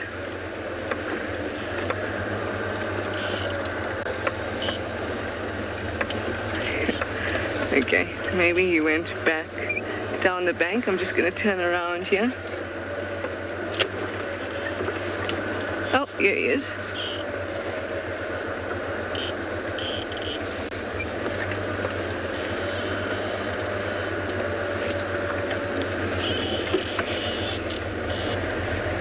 And he's down the bank. Okay, so now we're going to go all the way back around to where we were when we first spotted him. I'm not sure if we'll be able to get a quick view down here. No. Again.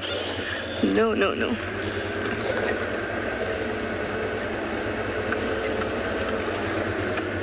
That thing was like this. Okay, no. Maybe not like this. Like this. Okay. I didn't quite hear anything at all, but I think that you're going somewhere, so why don't I send you?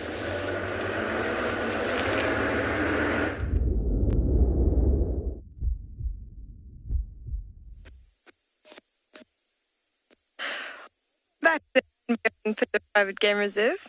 It sounds like an unbelievable thing that you've just been watching. I'm very, very jealous of you all. So when last you were with us, we actually had that pride of lion. And in fact, in the distance, they were just over there. There's a big mountain, and they managed to walk over the top. I think they've now found a cool spot to lie for the rest of the morning. And we came across this little bird's nest. You can see right in the middle of this fold of the palm leaf. This is a lala palm. That's what this tree is called. And you can see this small little nest, made out of grass. And then a little cup in the middle. So this is actually a lemon-breasted canary's nest. It's one of our near endemics of the area, endemic to Maputo land, or near endemic to Maputo land. And you can see now that I've just released it, that they choose these palm leaves based on the ones that are folded very closely together. So anything that's sort of covered in the middle, and that obviously just aids to conceal it. You can see how difficult it would be for anything to spot this nest right in here, and then really nice and protected from the elements as well. Now, it's not being used at the moment. The season is around December. We found this nest quite a while ago. Yeah, it hasn't been used for quite a while. And I just want to show you what bird I'm talking about. So if we have a look here, the more common canary that we get is the yellow-fronted canary. And then you can see here, this is the lemon-breasted canary. And see, the difference is that it's got quite a white underbelly. You'll see a little bit of yellow by the back, which is very common. The common feature between the female and the male is that little bit of yellow there. And then the male has a bit of yellow in the front. And there, of course, is a picture of how they nest right in the middle of these lala palm leaves. And to give you an idea of the distribution and how very special it is, have a look here. You can see there, just those little green spots. That's where you find them. So we thought we'll carry on and see what else we can maybe find. But in the meantime, we're going to send you over to Taylor and Pridelands and see what she's managed to find for you this morning.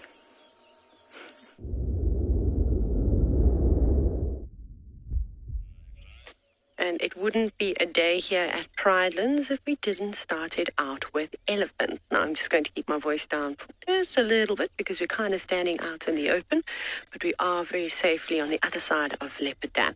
My name is Taylor McCurdy, and on camera with me today is Niels. And like I said, we're here at Pridelands Conservancy, which is part of Tswalu Game Reserve and the Greater Kruger National Park. Now, it's not just the elephants that we've had this morning. We also had a very close encounter with a buffalo bull. But it was a very peaceful situation, which was, well, if you know how many terrible buffalo encounters I've had on foot, then you'll know that they're not my favorite animal. But that one was quite nice. They're starting to redeem themselves again. But we've got an entire herd of elephants. And now you might remember yesterday morning, we actually watched the elephants slipping and sliding on all the mud. This position from this termite mound on the northern side of Leopard Dam is actually so much better. Look, we've actually got a really, really clear view of all those elephants. and it's very, very slippery. You can see how they've smoothed out all the mud now. But we've got adults and babies and sub-adults and lots of elephant bulls. The wind is swirling a little bit, so probably going to pick up on our scent at some point. There's one cow that she's looking around, I think trying to figure out where exactly we are. But I think she's getting our scent every now and then. But like I said, we're on a safe spot. There we go, trunk right up. Hello, girl. Now, elephants don't have the worst eyesight. They're often made out to be sort of very, very terrible when it comes to sort of spotting things. But their eyesight is quite similar to how we see things. Obviously just not in all the wonderful colors that we can see things in. That was a trumpet from a little elephant right at the back that I think had fallen behind, is now trying to catch up with the rest of the herd. But nobody else seems to know that we're here. It's just the one. Everybody else has got their attention drawn to, of course, the water and the mud. I think this is where we're going to spend the rest of the morning and watch the elephants come in and out. There we go. One has finally resisted the urge to just sort of stand there. I think it must be quite difficult for them to navigate on that slippery surface, even though we know that they've got lots of grooves and almost like a tread underneath their feet. It's very, very difficult. Yes, Rose, you're 100% correct. This is very, very special. And what makes it more special is that we are on foot. That is just, I can't even describe the feeling to you. You know, it's one thing driving around in a vehicle, but to be on foot and you have to be on high alert, literally watching everything around you to make sure that there's no animals sneaking up. And with that being said, there's some beautiful sounds coming from that elephant splashing themselves. So now I would turn the volume up.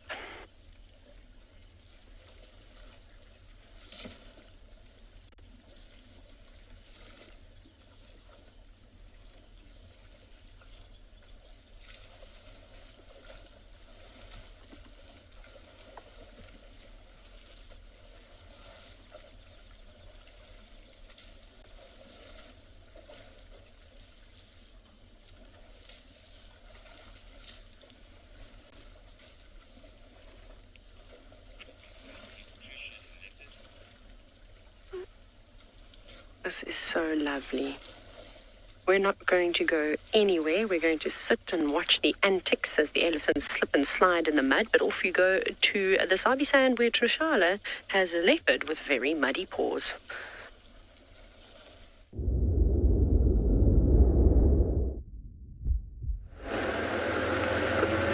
So we're just trying to make our way out from this really tough area because he's just moved away too. So he's taken us a bit of on a wild goose chase around this drainage, and it's not the safest drainage.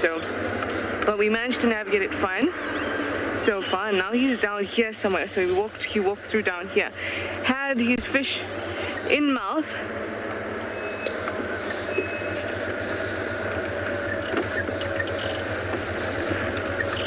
He almost looked for a moment like he was going to hoist his fish, and I thought, that is just too cute.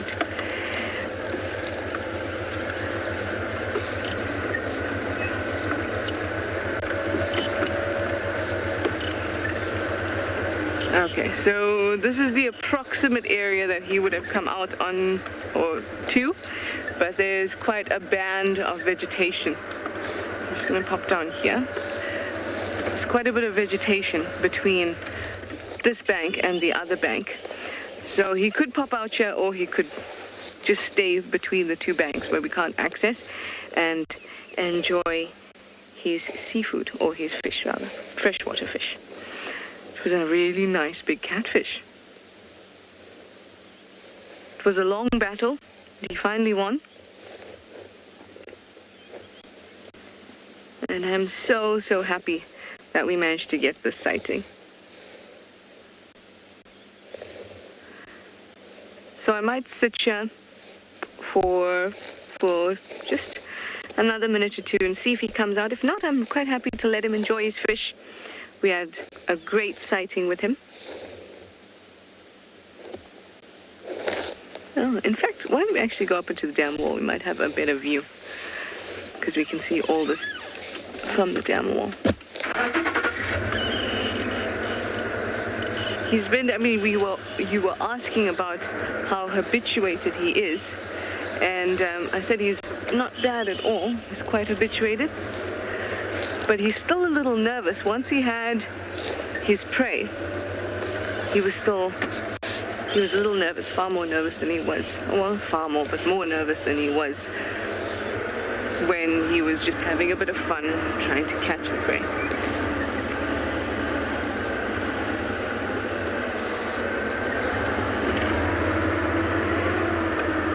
All these areas are still quite waterlogged.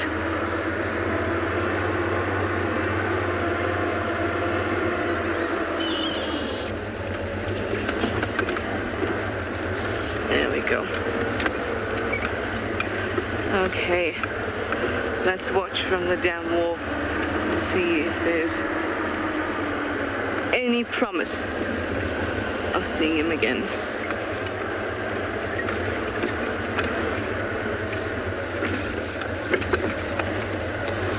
It was such an exciting thing when you don't know what he's going to catch, you know. Could it have been a little crocodile, a monitor lizard, big catfish? Because the sound of it splashing about told us that it was a big thing.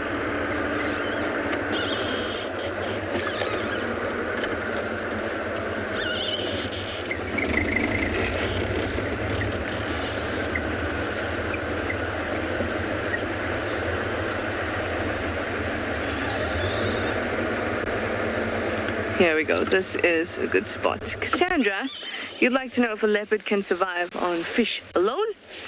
No, because cats can't produce a few amino acids that they need to find in meat. That's why we call cats obligate carnivores, so they have to eat meat in order to survive. And lots of those nutrients are found in red meat, as opposed to fishy meat, or well, the white meat of fish. So no, they can't survive on fish only. Can sustain them for a bit, but they'll definitely need to have red meat.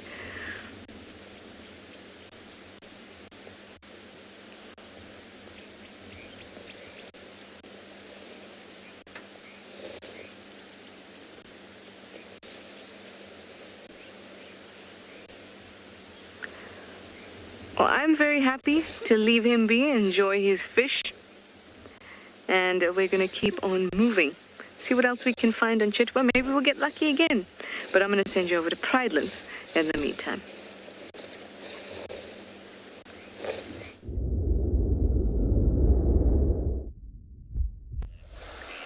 Trish, I feel like if anybody's going to be lucky in the bush at finding leopards, it is definitely you, as I have all the luck with elephants. Although it's not very difficult on Pridelands, as you can imagine.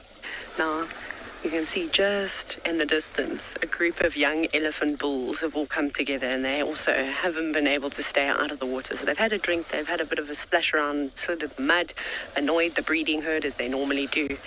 And now look, and we can't be very far away from them. I don't know, maybe 40 meters, I would say. Obviously, they're right in the middle of the water.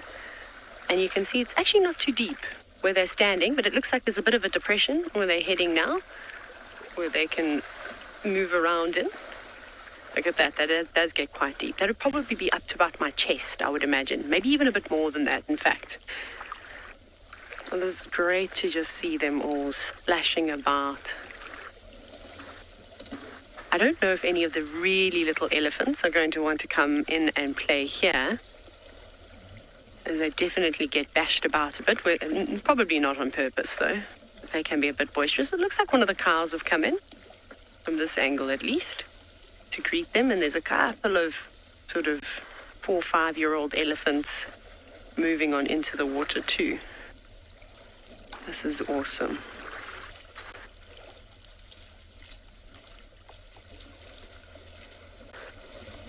I think it would be quite nice to do a little poll. What do you think? directors of Final Control. Shall we compare sightings and ask the viewers what they think? Do they like watching elephants swim, or did they prefer seeing the leopard eating a fish, which is a really, really special thing to see as well. That's not something you come across every single day. Let's see what the powers that be have to say about that. Wonderful. We are going to be doing a poll on exactly that. So if you'd like to cast your votes, you can head on over to Twitter. You can have a look and check out Wild Earth. Hashtag Wild Earth if you do have any comments, or if you want to share screenshots. It'd be great to see what you prefer. Do you prefer swimming elephants on foot this morning, or did you love the sight of a leopard catching a fish? To be honest, I've only ever seen that twice in my life, so my vote might even be there. But I've been very lucky to see elephants on foot. Now what we have to do is we have to make sure that these boys that are creeping closer to us, we're at that little island now, they don't decide that they're going to come out here. There are ample spots for these elephants to exit the dam. But you know, little troublemakers, these young adolescents definitely will try their luck.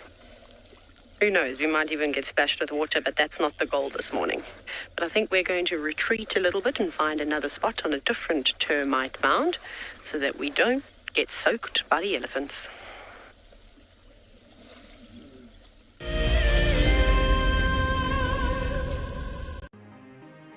It's the month of March, and Wild Earth is offering you the chance to win a brand new prize.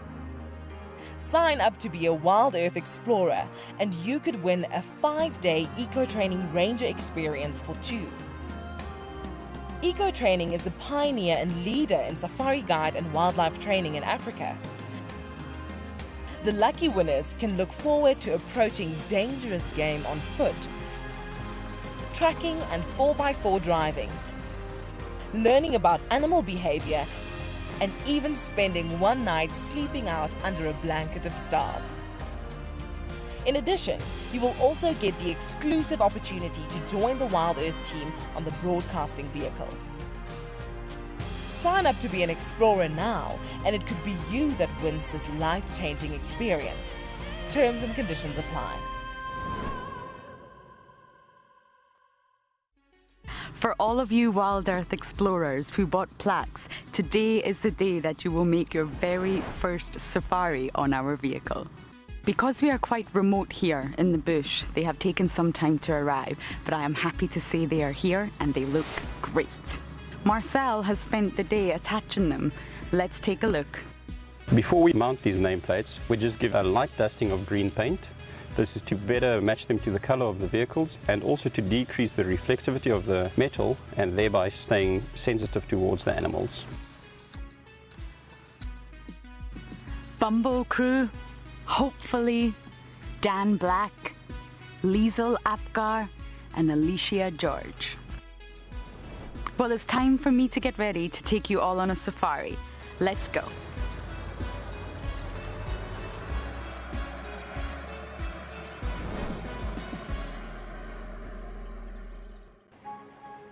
I love being a cam op for Wild Earth.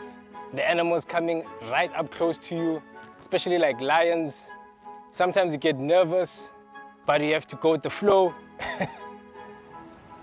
My favorite animal to film is the elephant because of how big it is. But when it's really up close to you, it's one animal that you would say, I really respect you.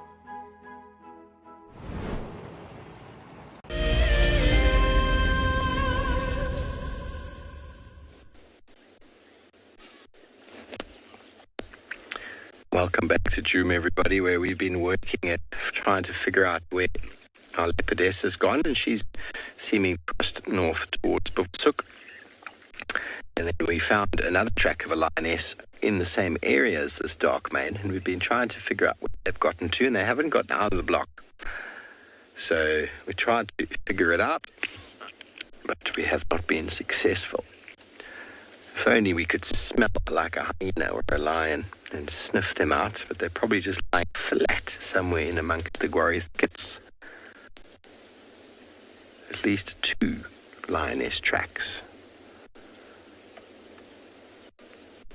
But he hasn't done much since we were last here. He's rolled over.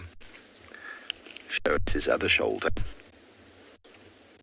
I know, he was lying like that before, wasn't he? The grass is evident that he has... Now, his impalas on my right are alarm calling. And I thought they were looking at him. Move up a looking at,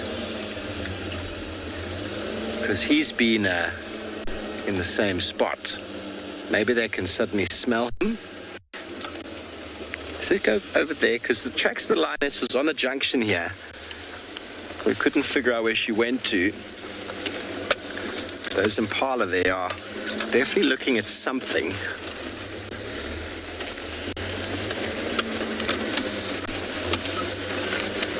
That one's looking straight at him. Right on the junction here, there was a female that went that way. We've been checking this block quite deliberately. Okay, she's looking right at him. False alarm. Genuine. Except a real alarm, I suppose, if you're in Impala and you're seeing a lion. It's definitely something to be concerned about, isn't it?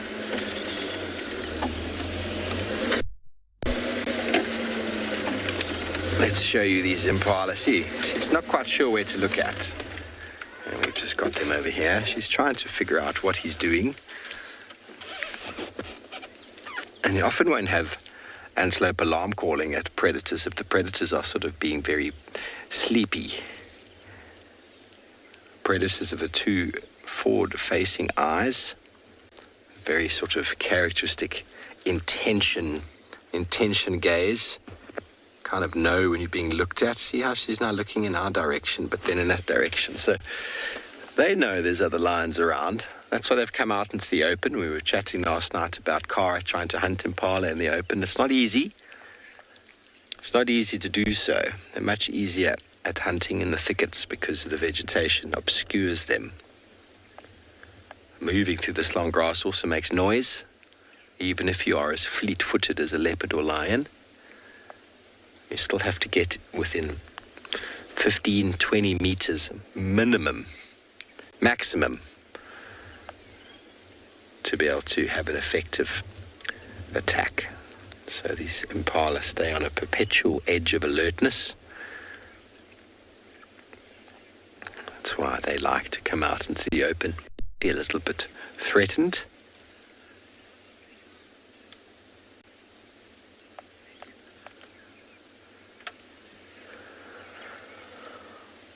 Okay, well, we're going to move on from our male lion who's sleeping, see what else we can find, and send you over to Tswalu Kalahari.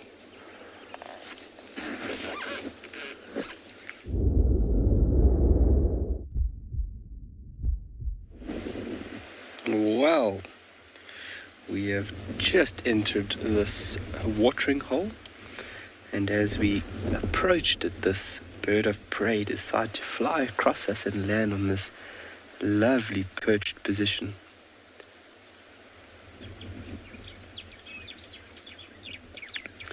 So raptors can sometimes be quite tricky, especially in their juvenile form.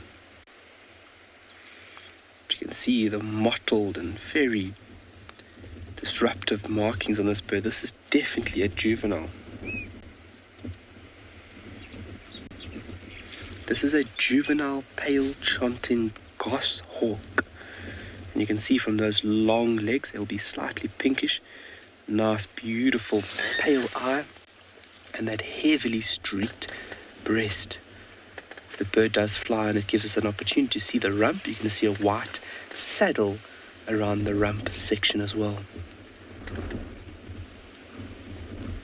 It's quite amazing the transformation that juveniles go through before they reach their adult plumage. Some of them can be fairly extensive, and these juveniles are actually tolerated for sometimes quite a long period.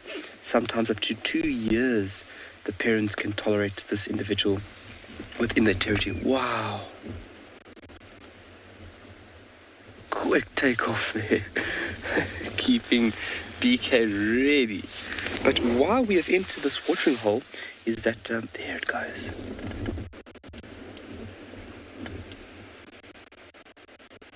Oh, chased off another bird there. Yo, well done, BK. But why we've entered this watering hole is that we are here to see if we can locate on another bird of prey that has been hanging around here, a Lana falcon. And I've sat here a few times with guests and we have watched this falcon try and catch birds. So they practice, stay within these watering holes, and they sit in these trees, wait for the doves and other birds to come and drink, and then they swoop down and they're practicing basically. A lovely group of oryx as well. A lot of animals here. Oryx, there's wildebeest to the north of us.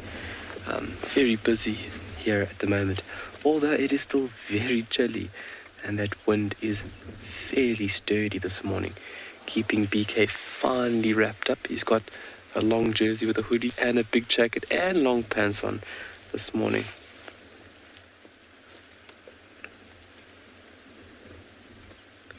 Okay, what's going on here, guys? Just watch the bull on the left. That's the individual on the left-hand side of the picture. Just watch what he might do. He might show something that is prominently seen through males when they are checking the reproductive status of their females. And you can see the male's horns. Look at that. Look how those males' horns have got a slight bend in them. That's what we refer to as the bell. It is very distinctive within the male horn structure in comparison to female, which would be almost dead straight. So almost midway up those horns, they've got a slight bend.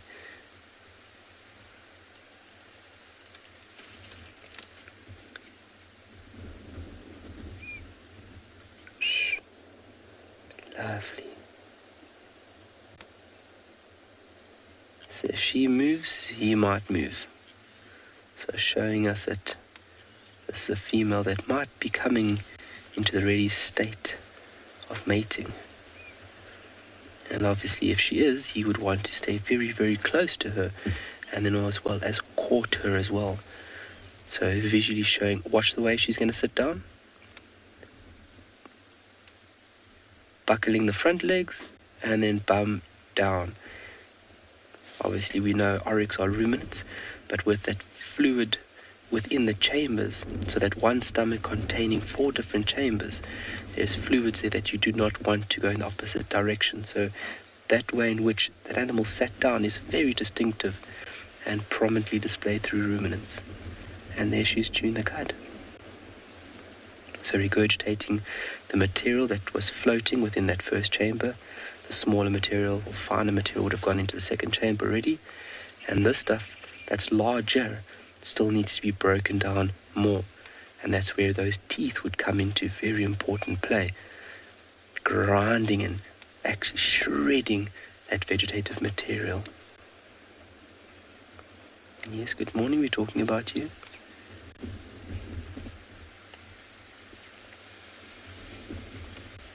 Beautiful.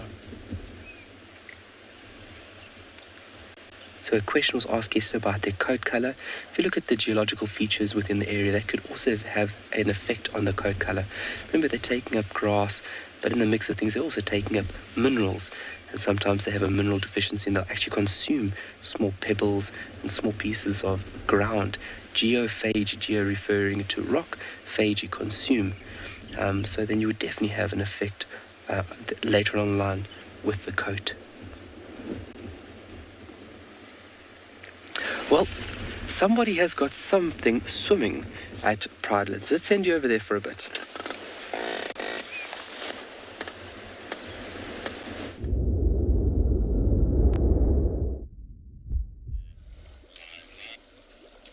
So we have got to a nice safe spot, as we said we were going to do.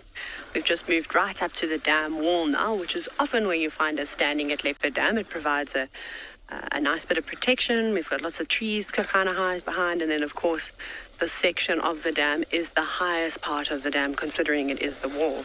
So the breeding herds have all moved off now. There was one young bull that was lagging behind. He just couldn't get enough of the mud, but eventually Mom came to fetch him, and then off they went. And now we're just stuck with those. Well, I suppose just stuck sounds like it's negative. This is a wonderful experience. We're just watching the bulls do their thing. And every now and then, and I hope that we get to hear it because we're so close, you'll actually hear their tusks clashing together. So let's see if two of the bulls do start to jostle one another. Maybe we'll be lucky enough to hear it.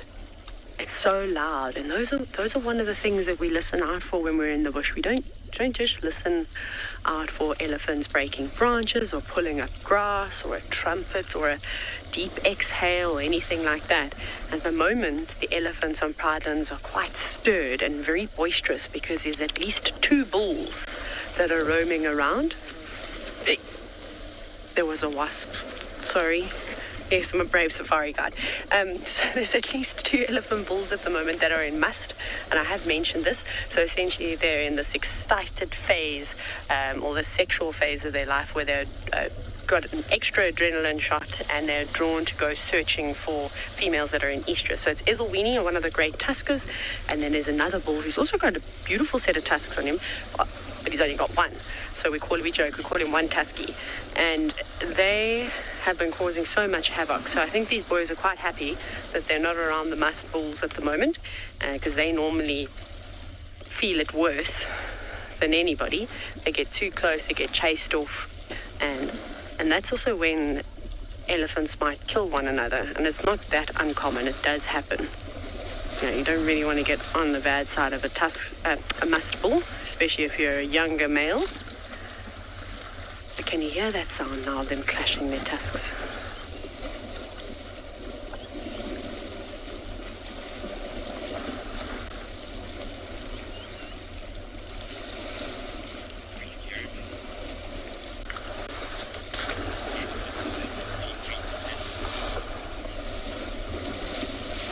I just got word that unfortunately my wonderful sighting of the elephant swimming was not doing as well as Trishala's sighting this morning. But like I said, I would have casted my vote for the leopard catching a fish.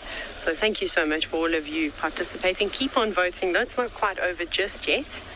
Who knows? This is of course the wild and anything could happen. We could have a herd of 100 buffalo come down and join the sighting. That might increase our votes a little bit. But I'm not too worried if I lose. We're both winners, 100%. I also love the way that those elephants smack their trunks on the water, creating a huge splash. And that's apparently supposed to be intimidating. It makes me chuckle. Maybe not if I was in the water with them.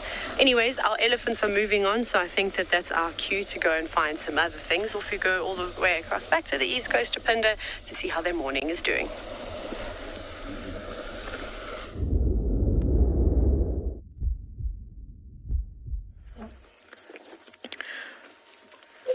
Welcome back, everyone.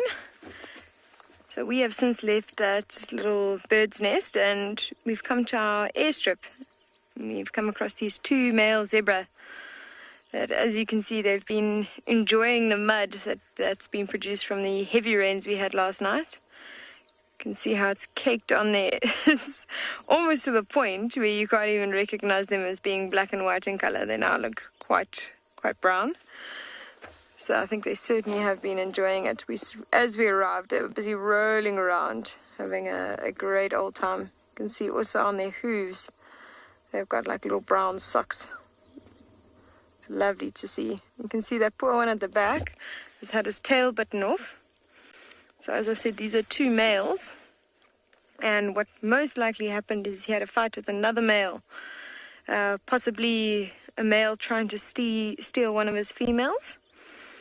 And got his tail bitten off. You know, you'll quite often see zebra without their tails. And it's one of the more vicious traits of the animals. You know, they've got these quite hard teeth, you know, only molar teeth, but they can still bite through something as thick as their tails. And so you'll come across Every now and then you'll come across a zebra with no tail. And shame, you can see that one on the right, how it's actually busy swatting away the flies. And even as he sort of just turned his head right now and actually tried to bite a fly. So you can see they definitely are bugging him. So he's certainly missing the use of that tail. As they walk off, we're going to carry on seeing what else we can find on the airstrip. It seems to have quite a few animals around this morning. And we're going to send you over to Tswalu.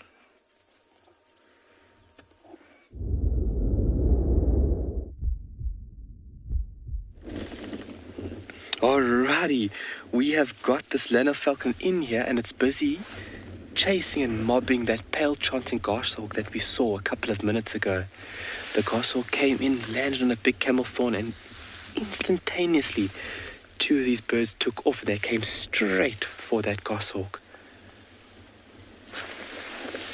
Just trying to pick up on where it's gone now.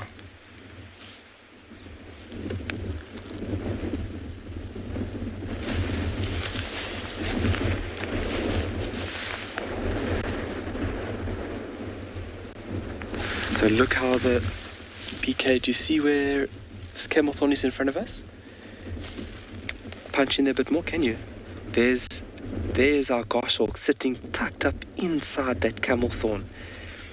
Obviously from a safety aspect, those Lena falcons could inflict a lot of damage on this small bird. They are very, very high flying birds. Sorry. They are very fast flying birds and they use their talons to inflict a lot of damage on birds, especially when it comes to competition. So that pale chanting goshawk seeking refuge in that thorny or spiny tree.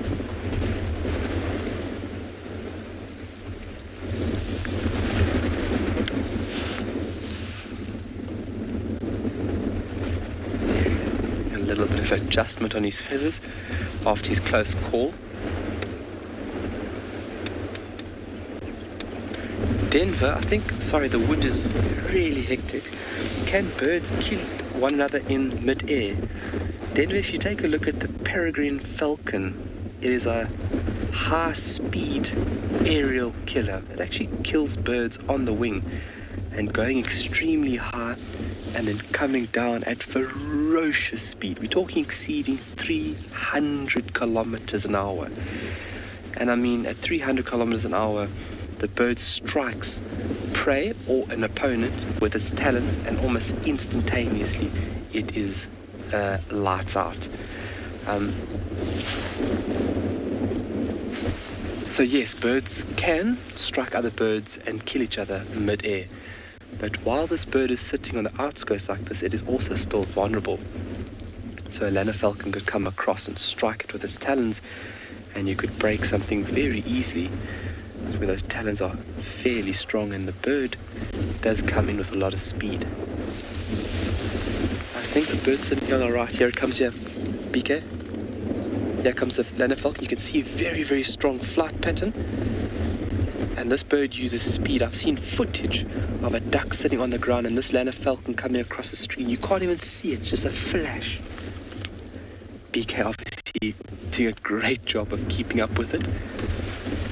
Very fast flying bird, but definitely outwitted and outmaneuvered by that Lena falcon in terms of speed and maneuverability.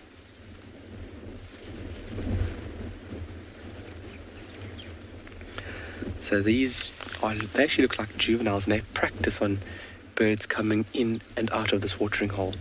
So they'll sit on the outskirts of this pan and they'll just watch the activity of birds, and suddenly they'll take off and they'll do 3 or 4 swoops in and out here trying to catch birds on the wing.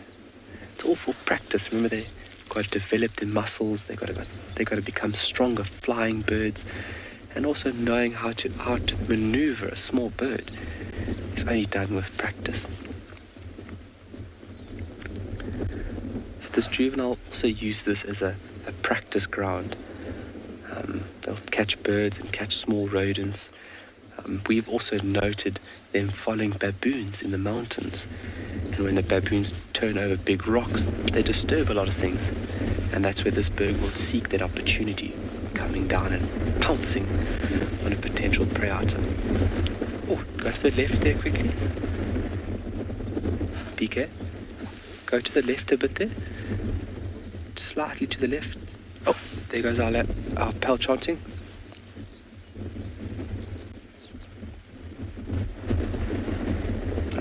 Okay. He's perched up there on that very beautiful camel thorn.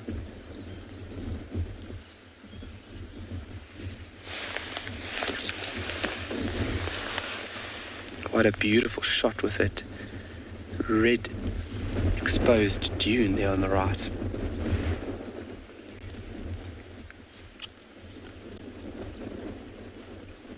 So in flight like this, taking out a competitor, even if an opponent had to grab hold of the bird's wing, you can inflict a lot of damage, and that in the long run could be detrimental to the flight of this bird.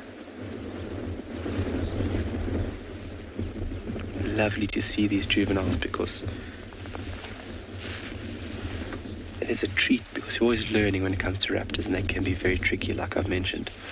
Ooh, talk about something mentioned. Somebody asked a brilliant question yesterday regarding birds and allergies. And yes, birds, I think the question was, can birds have allergies? And yes, they can. They can have allergies to pollen, mole, and even cleaning products. And you can actually see it via the redness in the eyes, discharge from the nose. So a great question, obviously one that expanded my knowledge yesterday. So thank you to the viewer that asked that.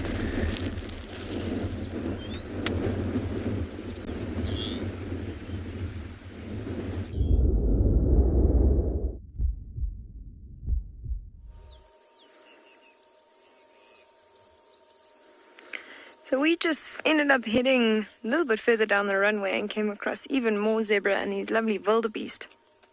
And we were quite interested to see what was happening.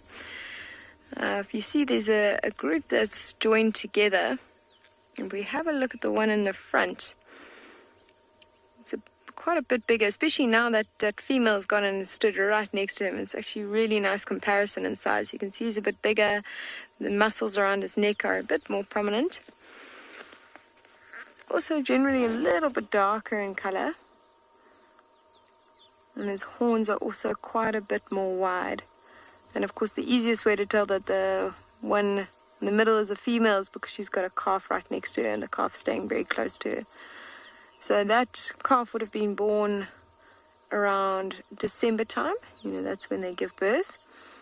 So quite easy to age, probably about 3 or 4 months now. And oh, what's lovely to see, if you have a look at that male, you look at his head, you can have a look at all that mud that he's caked on his head and on the horns. And that's quite typical for this time of the year.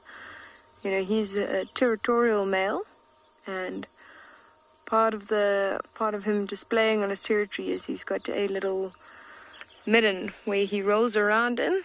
He drops all his dung and he gets the scent of his dung on himself, but he also gets a whole lot of mud tries to get a whole lot of mud on his horns. And as he's doing that, he inevitably gets a lot of mud on his face, just like we're seeing now.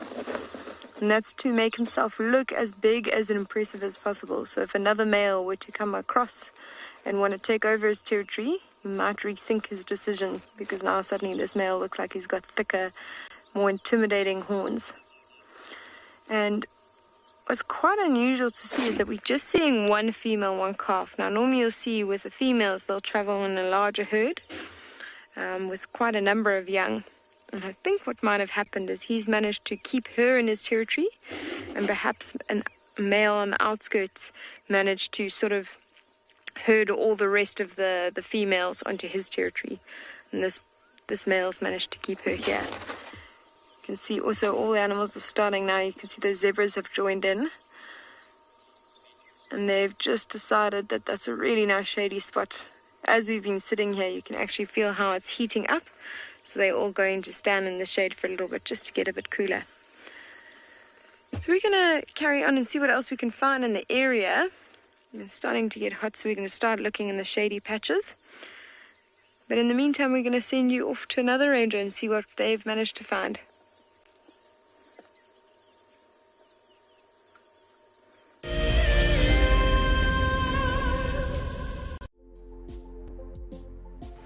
On the 27th of April, Wild Earth will be turning 14 years old, and we wouldn't be here if it wasn't for all of you. And to celebrate, we will be finishing the beautiful book that we started last year that looks at the history so far. But we do need you to be part of it. Please submit your most memorable sighting, or what Wild Earth means to you, or even just your name and a comment to be included inside the book.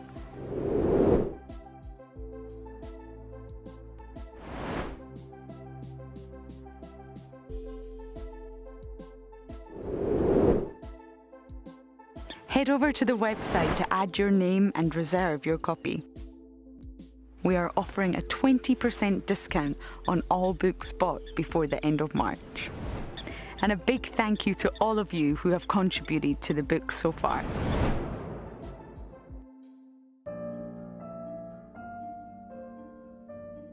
With a slew of potential dangers lurking, it's essential to be aware of your surroundings whilst walking in the wilderness.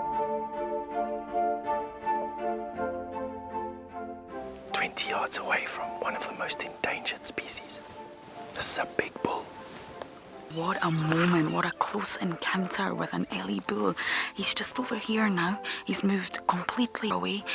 Being on a bushwalk and seeing a leopard, I mean, it's ridiculous to be this close to a leopard on foot and for him not to run is absolutely insane. How crazy was that?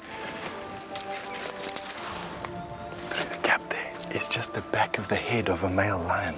He is absolutely unaware that we are here right now. I tell you, seeing lions on foot, it definitely brings out the caveman in you, this little scared human being. My name is Lauren, and I'm currently working in Djuma Private Game Reserve here in South Africa. I love answering your questions during the live safaris. It's my favorite part. It feels like you're on the vehicle with me, and I'm able to teach you exactly what you want to know. If you want to ask a question on Wild Earth, then you need to register on our website. Once registered, you must go to the live safari page and ask your question below the live feed.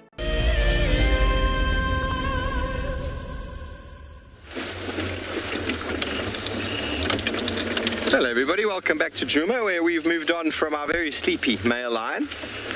And we're just going to check another little area to see if maybe any sign of what I believe to be the Talamati Pride might be around on Djuma. I think he just got a bit lazy and ran out of energy to follow them.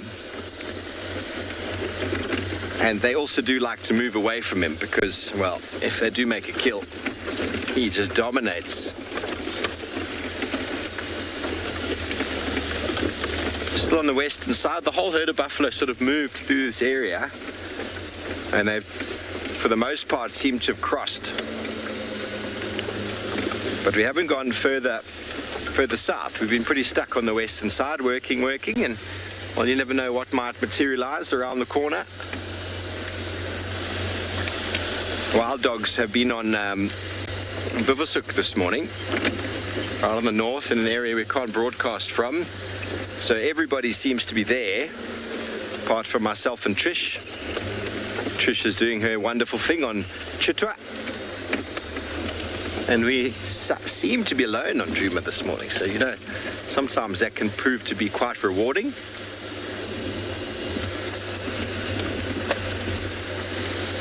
I was chatting with one of the Simbili guides last night, Justin, and they haven't seen Shadulu in 3 days. They reckon she's on Djuma, and Trish said that she had tracks of Shadulu around sort of where we found Kara yesterday morning. So it's possible both of them are on the property.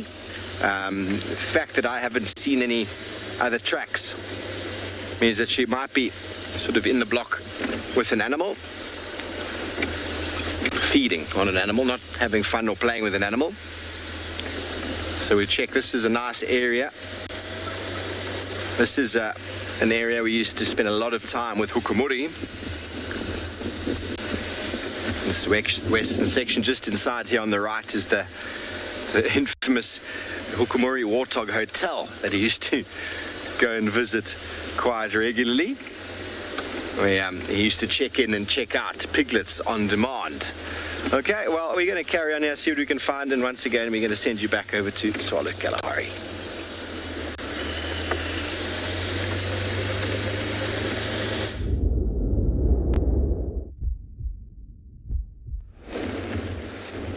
Well, this individual taking a little bath time. This behavior is very, very important within birds to keep those feathers squeaky clean, to remove any freeloaders, just give the body a good old wash. You can see he'll dip his head and then run the water over his back and then almost ruffle the feathers at the same time and then crisscross his wings to make sure that that water is really moving in and between the feathers. Those lanner falcons have moved off a little bit further. Saw them coming in from quite a distance and they were just watching the watering hole. They came in and gave one quick swoop and then they were out again.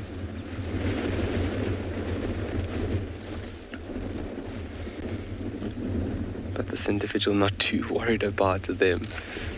It's more important right now to keep struggling a bit there.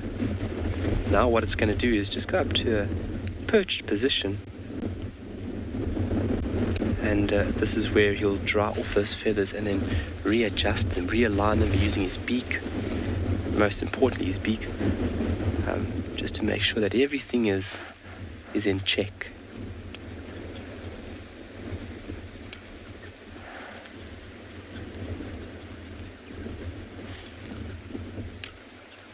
Oops. Not too sturdy up there.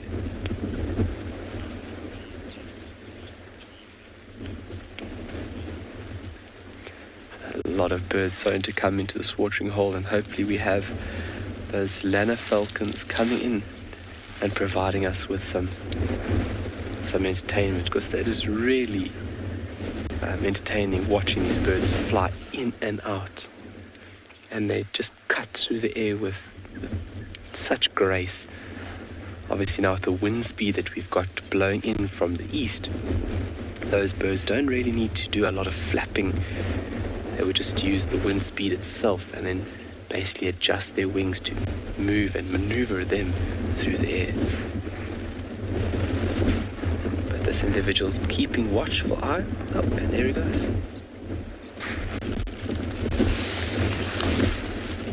Where are you going, my buddy? I don't think he feels too safe here, close to this watering hole. See, there's a few sandgrass coming in as well.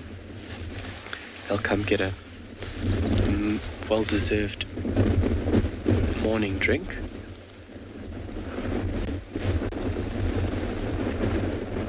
There comes the lanner falcon on the left here. Just watch here quickly. It's going to cut through these bushes here now.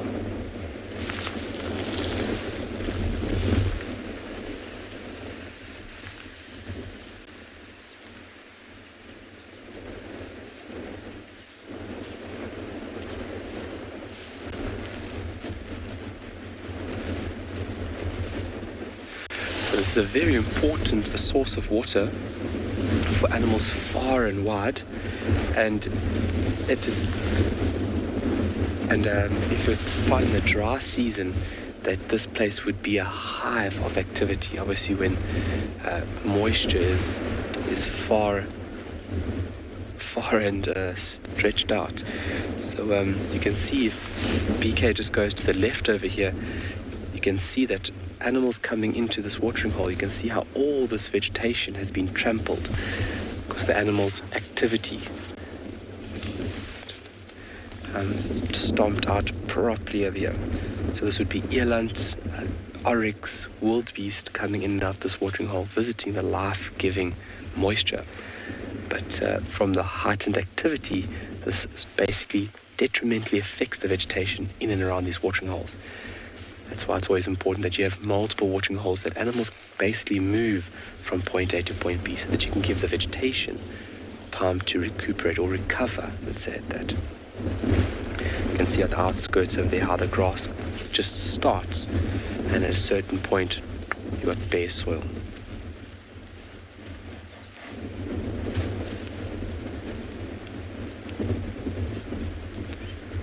vastness, eh? It's the first dune where we are now at the moment in this section, running out northwest.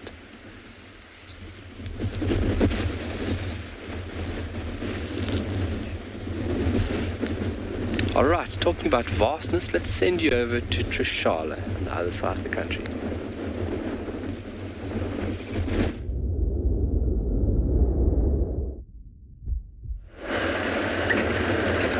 We are back on to Djuma, and now we're going to head, we're almost at Buffelshoek Dam, so perfect timing.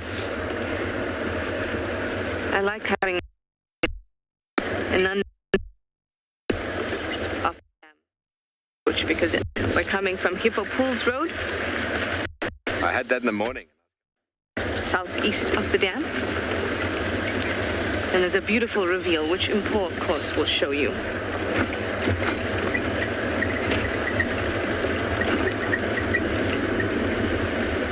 At the dam, I'm hoping that we'll see elephants. I mean, we saw a leopard while at the other dam, so maybe we'll see a leopard while we're at this dam.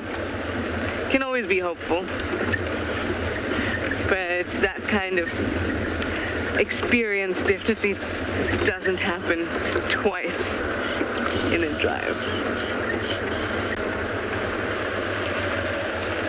So it's about to happen. Roger, you'd like to know how many man-made water holes we have in Djuma? Well, technically they're all man-made. The dams as well. If you're talking about like pumped water holes, there's only one with pumped water, but the dams are all man-made. They may have started as a little depression or something. Okay, the reveal is about to begin. It may have started as a bit of a depression or a collection of water in a certain area and then built into a dam, but there are no natural dams. Let me just double check that. This is not Treehouse Dam. It's not. And Viatel Dam is not. Yeah. So they're all man-made. I love it. And when you come around the corner,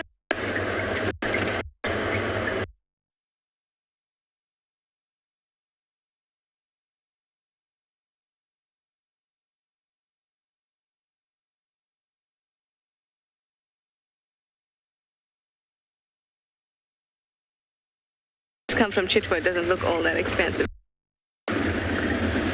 Gorgeous, gorgeous. We'll just pop into the dam wall.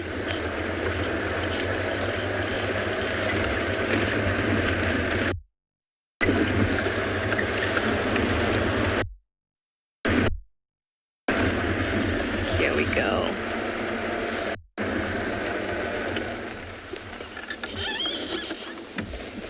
So peaceful.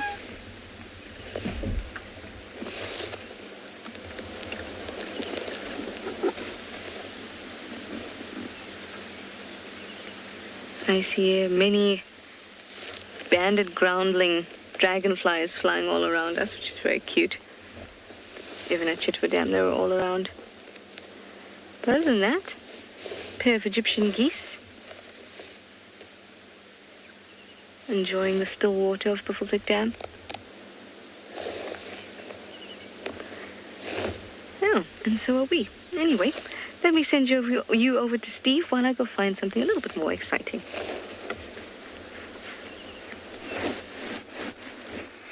Welcome back, everybody. Well, we found one of the birds that will make the Egyptian geese tremble in their feathers, in their fat feet.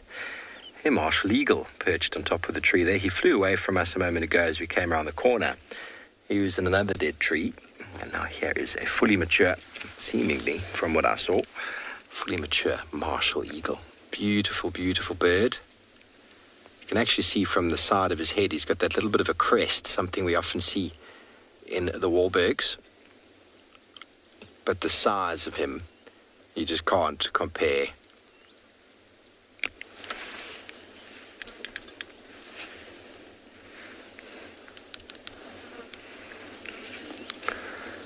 Now, even that fork-tailed jongo, can you see the fork-tailed jongo just on the branch to the right of him? Yeah, and he's sitting there going, I'm going to watch this guy. I'm probably not going to try and chase him. Martial eagles are so impressive. They are one of the big 6 birds I was talking about on Pridelands last week.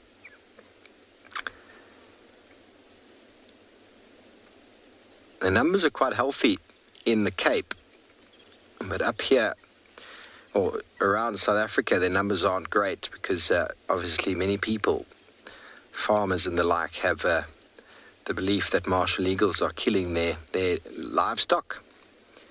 And so the same with vultures. They will sadly poison them. By poisoning them, they basically lay some poison down and kill birds like guinea fowls, for example, and then birds like this might come in to eat, and vice versa. The poison continues. So when we see a martial eagle like this in this area, it's probably the same one we've seen before. They have an enormous area that they cover. The last couple of years we've been seeing sort of a juvenile martial that's been coming in and out of Chitwa and Djuma that was still in sort of young juvenile plumage but was slowly changing. So I wonder if this is actually that one that's become an adult.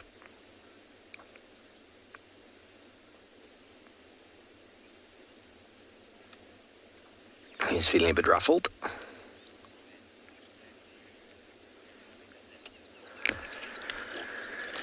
Bernie Lulu, a raptor morning indeed. Indeed. Now, they are such impressive birds, the martial eagle. We discussed it quite at length the other day. Bless you, Johan, but we can discuss it more, as to see them out and about is very special. And you might have heard me say just now, big 6 birds. What are the other big 6? Let's see who can send through their answers.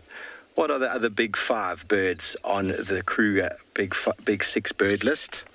If you're not sure, stand by and listen. I'll give the answers shortly, but send through your answers to #WildEarth or throw them in the YouTube chat stream. Elton is sitting there ready to get your answers. Now, the big 6 birds are essentially large, sort of well-spotted birds of concern as well. Their habitat is diminishing, their numbers are diminishing, they are large, and there's lots of efforts going to their conservation. So this bird, for example, is very common in large conservation areas, but vulnerable. Near threatened on the IUCN, South Africa vulnerable, and uncommon elsewhere. But in the Cape, due to certain changes and due to sort of the change in agriculture, their numbers have actually increased. But outside of conservation areas up here in the north, very, very rare to find them. Their eyesight is incredible.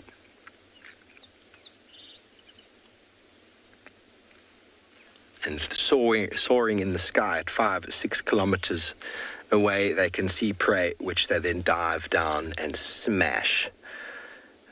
One of their primary food sources is small game, small pheasant-like birds, guinea fowl, franklins, monitor lizards. I've had one on a steenbok as well as a sharp's grijsbok. Obviously, if a scrub hare dares to move out, they will fall prey.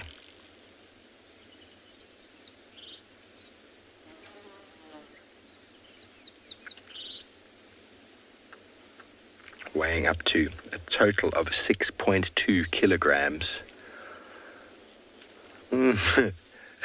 Nancy Control, the bald eagle is not a South African bird, I'm afraid, so that doesn't fall into the big 6 of the Kruger's big 6 birds. We're looking specifically for the big 6 birds that occupy the Kruger, or the Lowveld. We generally refer to it as the Kruger because a majority of the Lowveld is under agriculture or mining, and a very large portion of the conservation areas available all fall within the Kruger.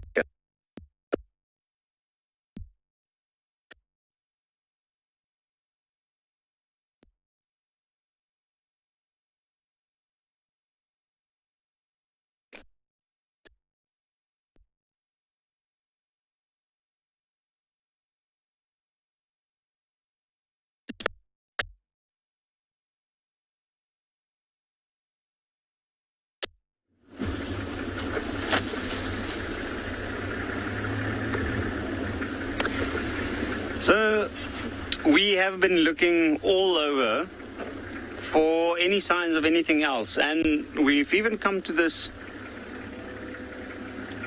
quite a bad piece of road.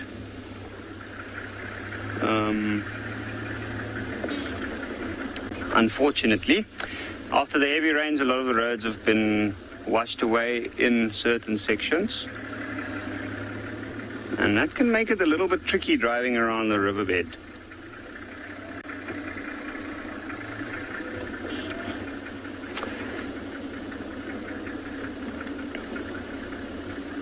But at the same time, it's starting to get really, really hot now, and at least the predatory animals will now be looking for shade. They'll be looking for areas where we won't be able to find them as easily, and then other animals will be looking for shade as well.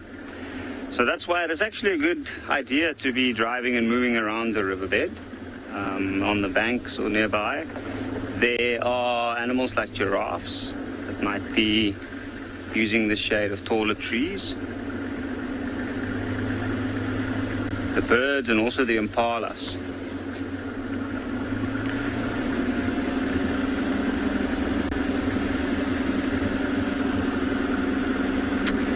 The one thing that's been eluding us the entire time over the last few weeks has been the leopard. And sightings have been few and far in between. It's so tricky, you hardly even see the tracks of them because it is so dense. And if you have a look at this area where we are at the moment, you'll notice that there's a lot of seasonal pans and very, very tall grass. It's quite a beautiful area. All over, it's mostly magic quarry, some leadwoods in the distance, and then also flannel bush coming out in between the grasses. And then seasonal pans all over. Now what's interesting is it looks like a perfectly calm clearing, and you'd ask yourself, why would there not be any animals like impala or zebra or even wildebeest here? And I think the reason for that is because the grasses are too long. But we're going to continue along, drop into the Timavati riverbed, and we'll send you over to Kim, who's at a watering hole.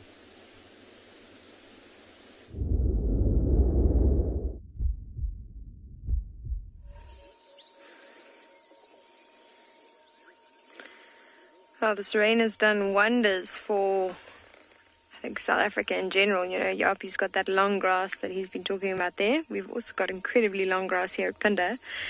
And we are looking at a scene that I have not seen in 3 years. I've been a bit blown away this morning. You said that we had a massive storm last night. We got over 50 mils of rain by Mountain Lodge, and in this area there was close to 80 mils. And you can see that there's actually water in this watering hole. Now, we've got a much bigger watering hole a little bit further upstream, so generally all the water that runs off the mountains and things goes in there first, and we only see this watering hole fill up when that one overflows, which happened last night. And we came to this absolutely gorgeous scene this morning. My breath is taken away, and just, it's phenomenal to think how quickly the animals have come here. I don't know if you saw those hippos pop their heads up just now. We've already got 2 hippos in here. You can stop, and I'm going to stop now, and we're just going to listen to the sounds. But you can see here banded rubber frogs and African bullfrogs calling. You can see the amount of bird life that's around here. So I think let's just stop and listen and take it in for a little bit.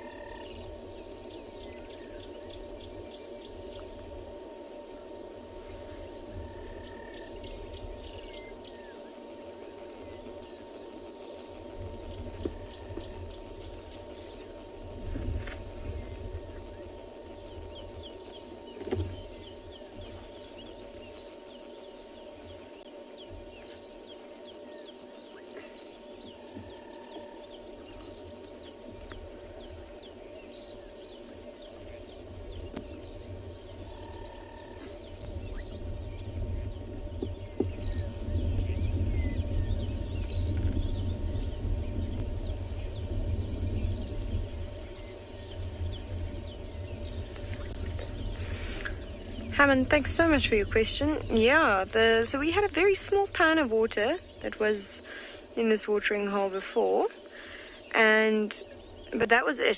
So this is pretty much filled up overnight, and it's about maybe half a kilometer away from the other watering hole where we've got a rather large pod of hippos. So they would have come in the evening or early this morning when they were out feeding, and they would have found this watering hole and they would have decided to come and move here. It's quite interesting behavior with hippos, because I'm sure a lot of you have seen that they generally form these very large pods. But the problem with the large pod is that there's actually only one territorial bull. So males, if they want to actually mate with females, they then need to find their own watering hole or challenge the current territorial bull for his pod of hippos and his watering hole.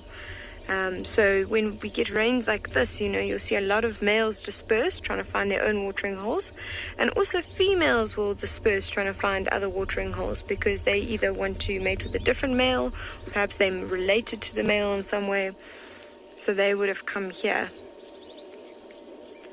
So this would all be very, very recent, and I'm sure we might actually see a few more hippos come here, as time goes on. They're amazing, amazing animals.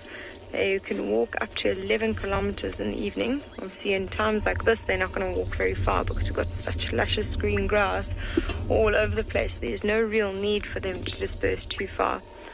But when it was really dry, we actually even saw tracks of them in the far western side of the reserve where there's almost no water.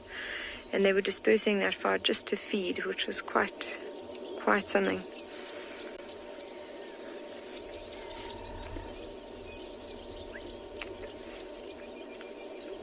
You can hear that rounded rubber frog in the background really nicely, that one that's going. You hear there.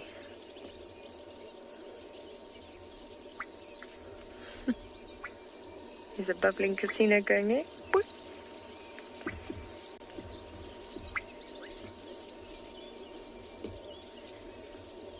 And we've got all those African bullfrogs, that low sort of tone that's in the background. You can hear quite a few of them calling there.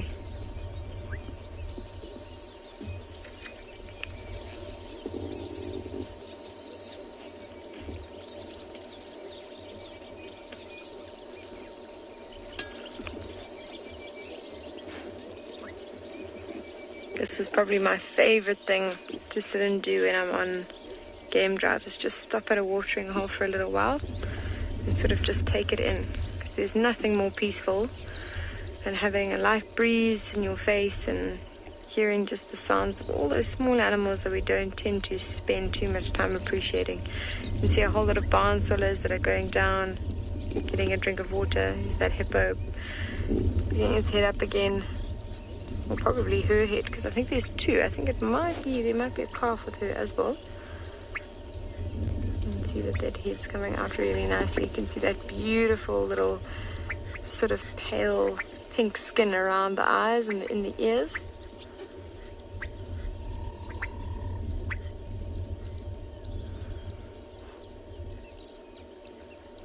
Right, back down. So hippos can only hold their breath for about 5 or 6 minutes. So, ooh.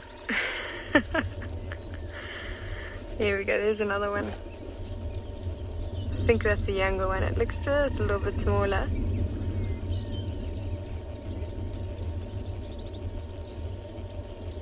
It's got some wrinkles on the back of its head as well. So luckily with hippos, you generally know when they're in the watering hole because they can't stay under for too long. Opposite with crocodiles, that they can hold their breath for an hour. So I would always recommend you being very cautious and not just assuming that there's no crocodiles because you haven't seen any, because they can stay hidden for a very, very long time. And they can walk massive, massive distances. I actually saw one just after our first big rains. At night, I was driving over one of the mountain ranges on my way back to the lodge, and I literally came across a crocodile in the middle of the road on the top of a mountain. And he's crossing right to the western side of the reserve, just trying to find a new watering hole to stay in.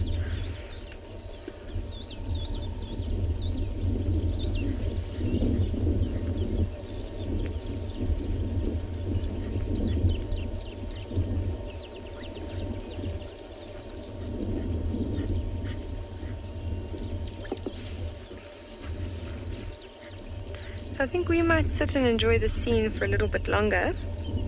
It's starting to get a little bit hot now, so I think a lot of the animals have found a bit of shade or been taking in their afternoon naps. Not that they do that, sorry, that's a bad joke. But yeah, they're going to be resting in the shade for most of the afternoon. So we're going to sit and enjoy the scene. And we're going to send you over to someone else and see what they've managed to find for you this morning.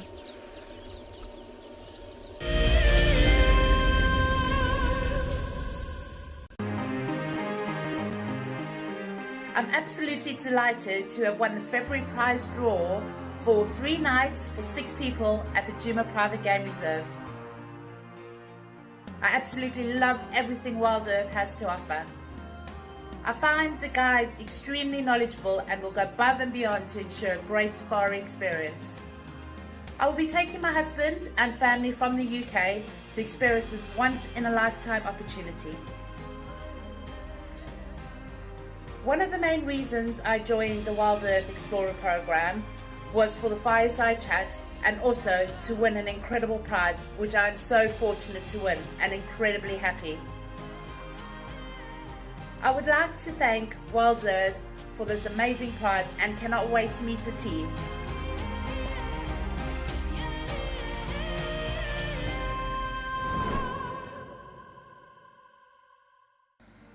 Wild Earth explorer Jenny recently joined Tristan as he broadcast live from Djuma.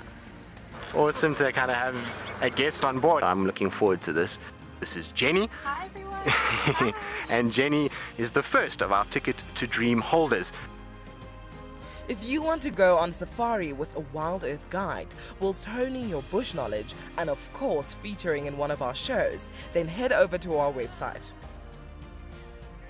Literally being with Tristan on the vehicle today has been incredible. It has truly been a dream come true. Sign up to be a Wild Earth explorer and you could be making your first ever on-screen appearance. I would highly recommend being a part of the Explorer program and being able to be a part of an interactive live drive.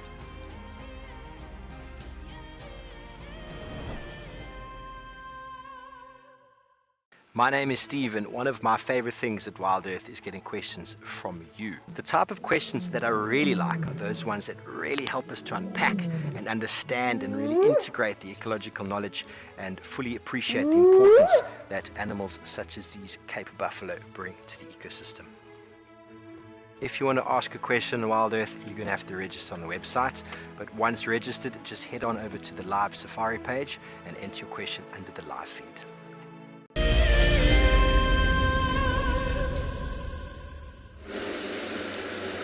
Welcome back, everybody. Well, finally we got to quarantine and we've found some leopard tracks heading in that direction, probably from Shadulu.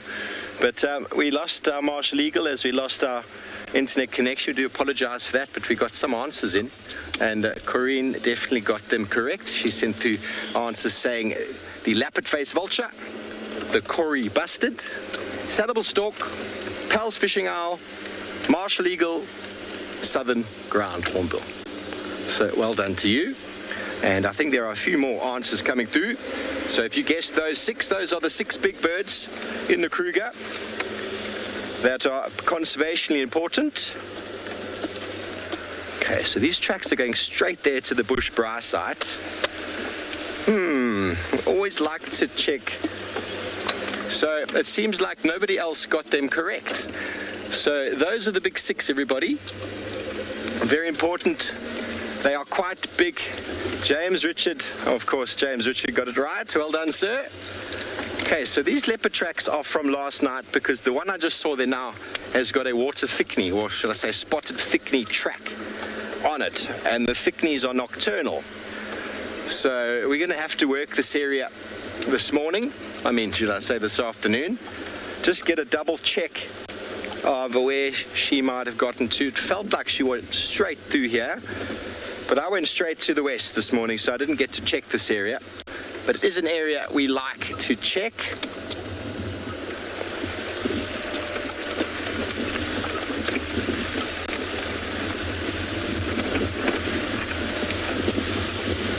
we'll have to focus on this afternoon. But it feels like it will be Shadulu in the drainage here.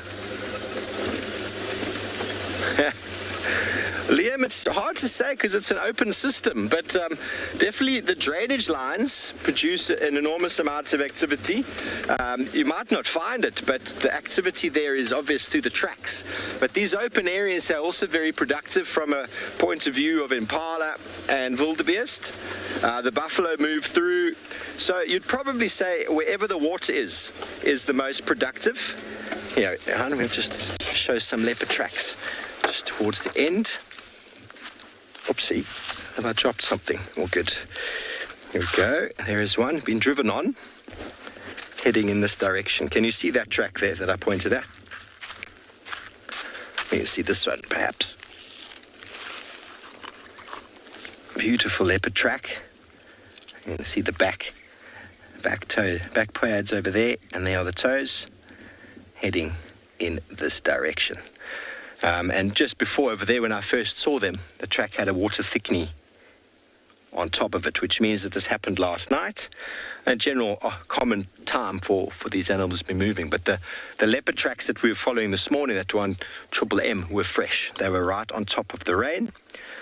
Okay, well, we're going to have a look, a little scratch around, see exactly where they've gotten to, but we'll probably have to spend more time this afternoon. In that time, we're going to send you back over to Ambion Pinda.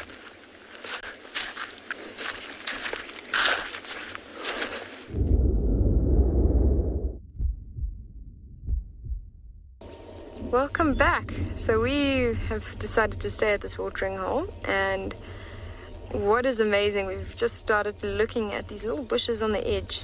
And we're actually seeing one that was covered in locusts, but then what caught our eye is this praying mantis. You can see he's struggling to swim. He was caught in the flood, you know, and a break swim to the shoreline, and as you can see, he's really struggling. You can imagine he's got those long spindly arms, you know, no way to scoop the water. So he's churning up that water. A whole lot of common wax shells just flew over him. We were quite worried that he was going to get taken by one of them.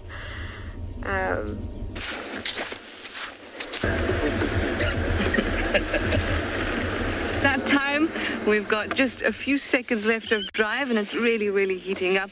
We've got a lovely view of the bush that's given us so many gifts this morning. Look at this, just gorgeous. Well, like I said, it's that time, so thank you everybody. Thanks for your questions and your comments. We'll see you then.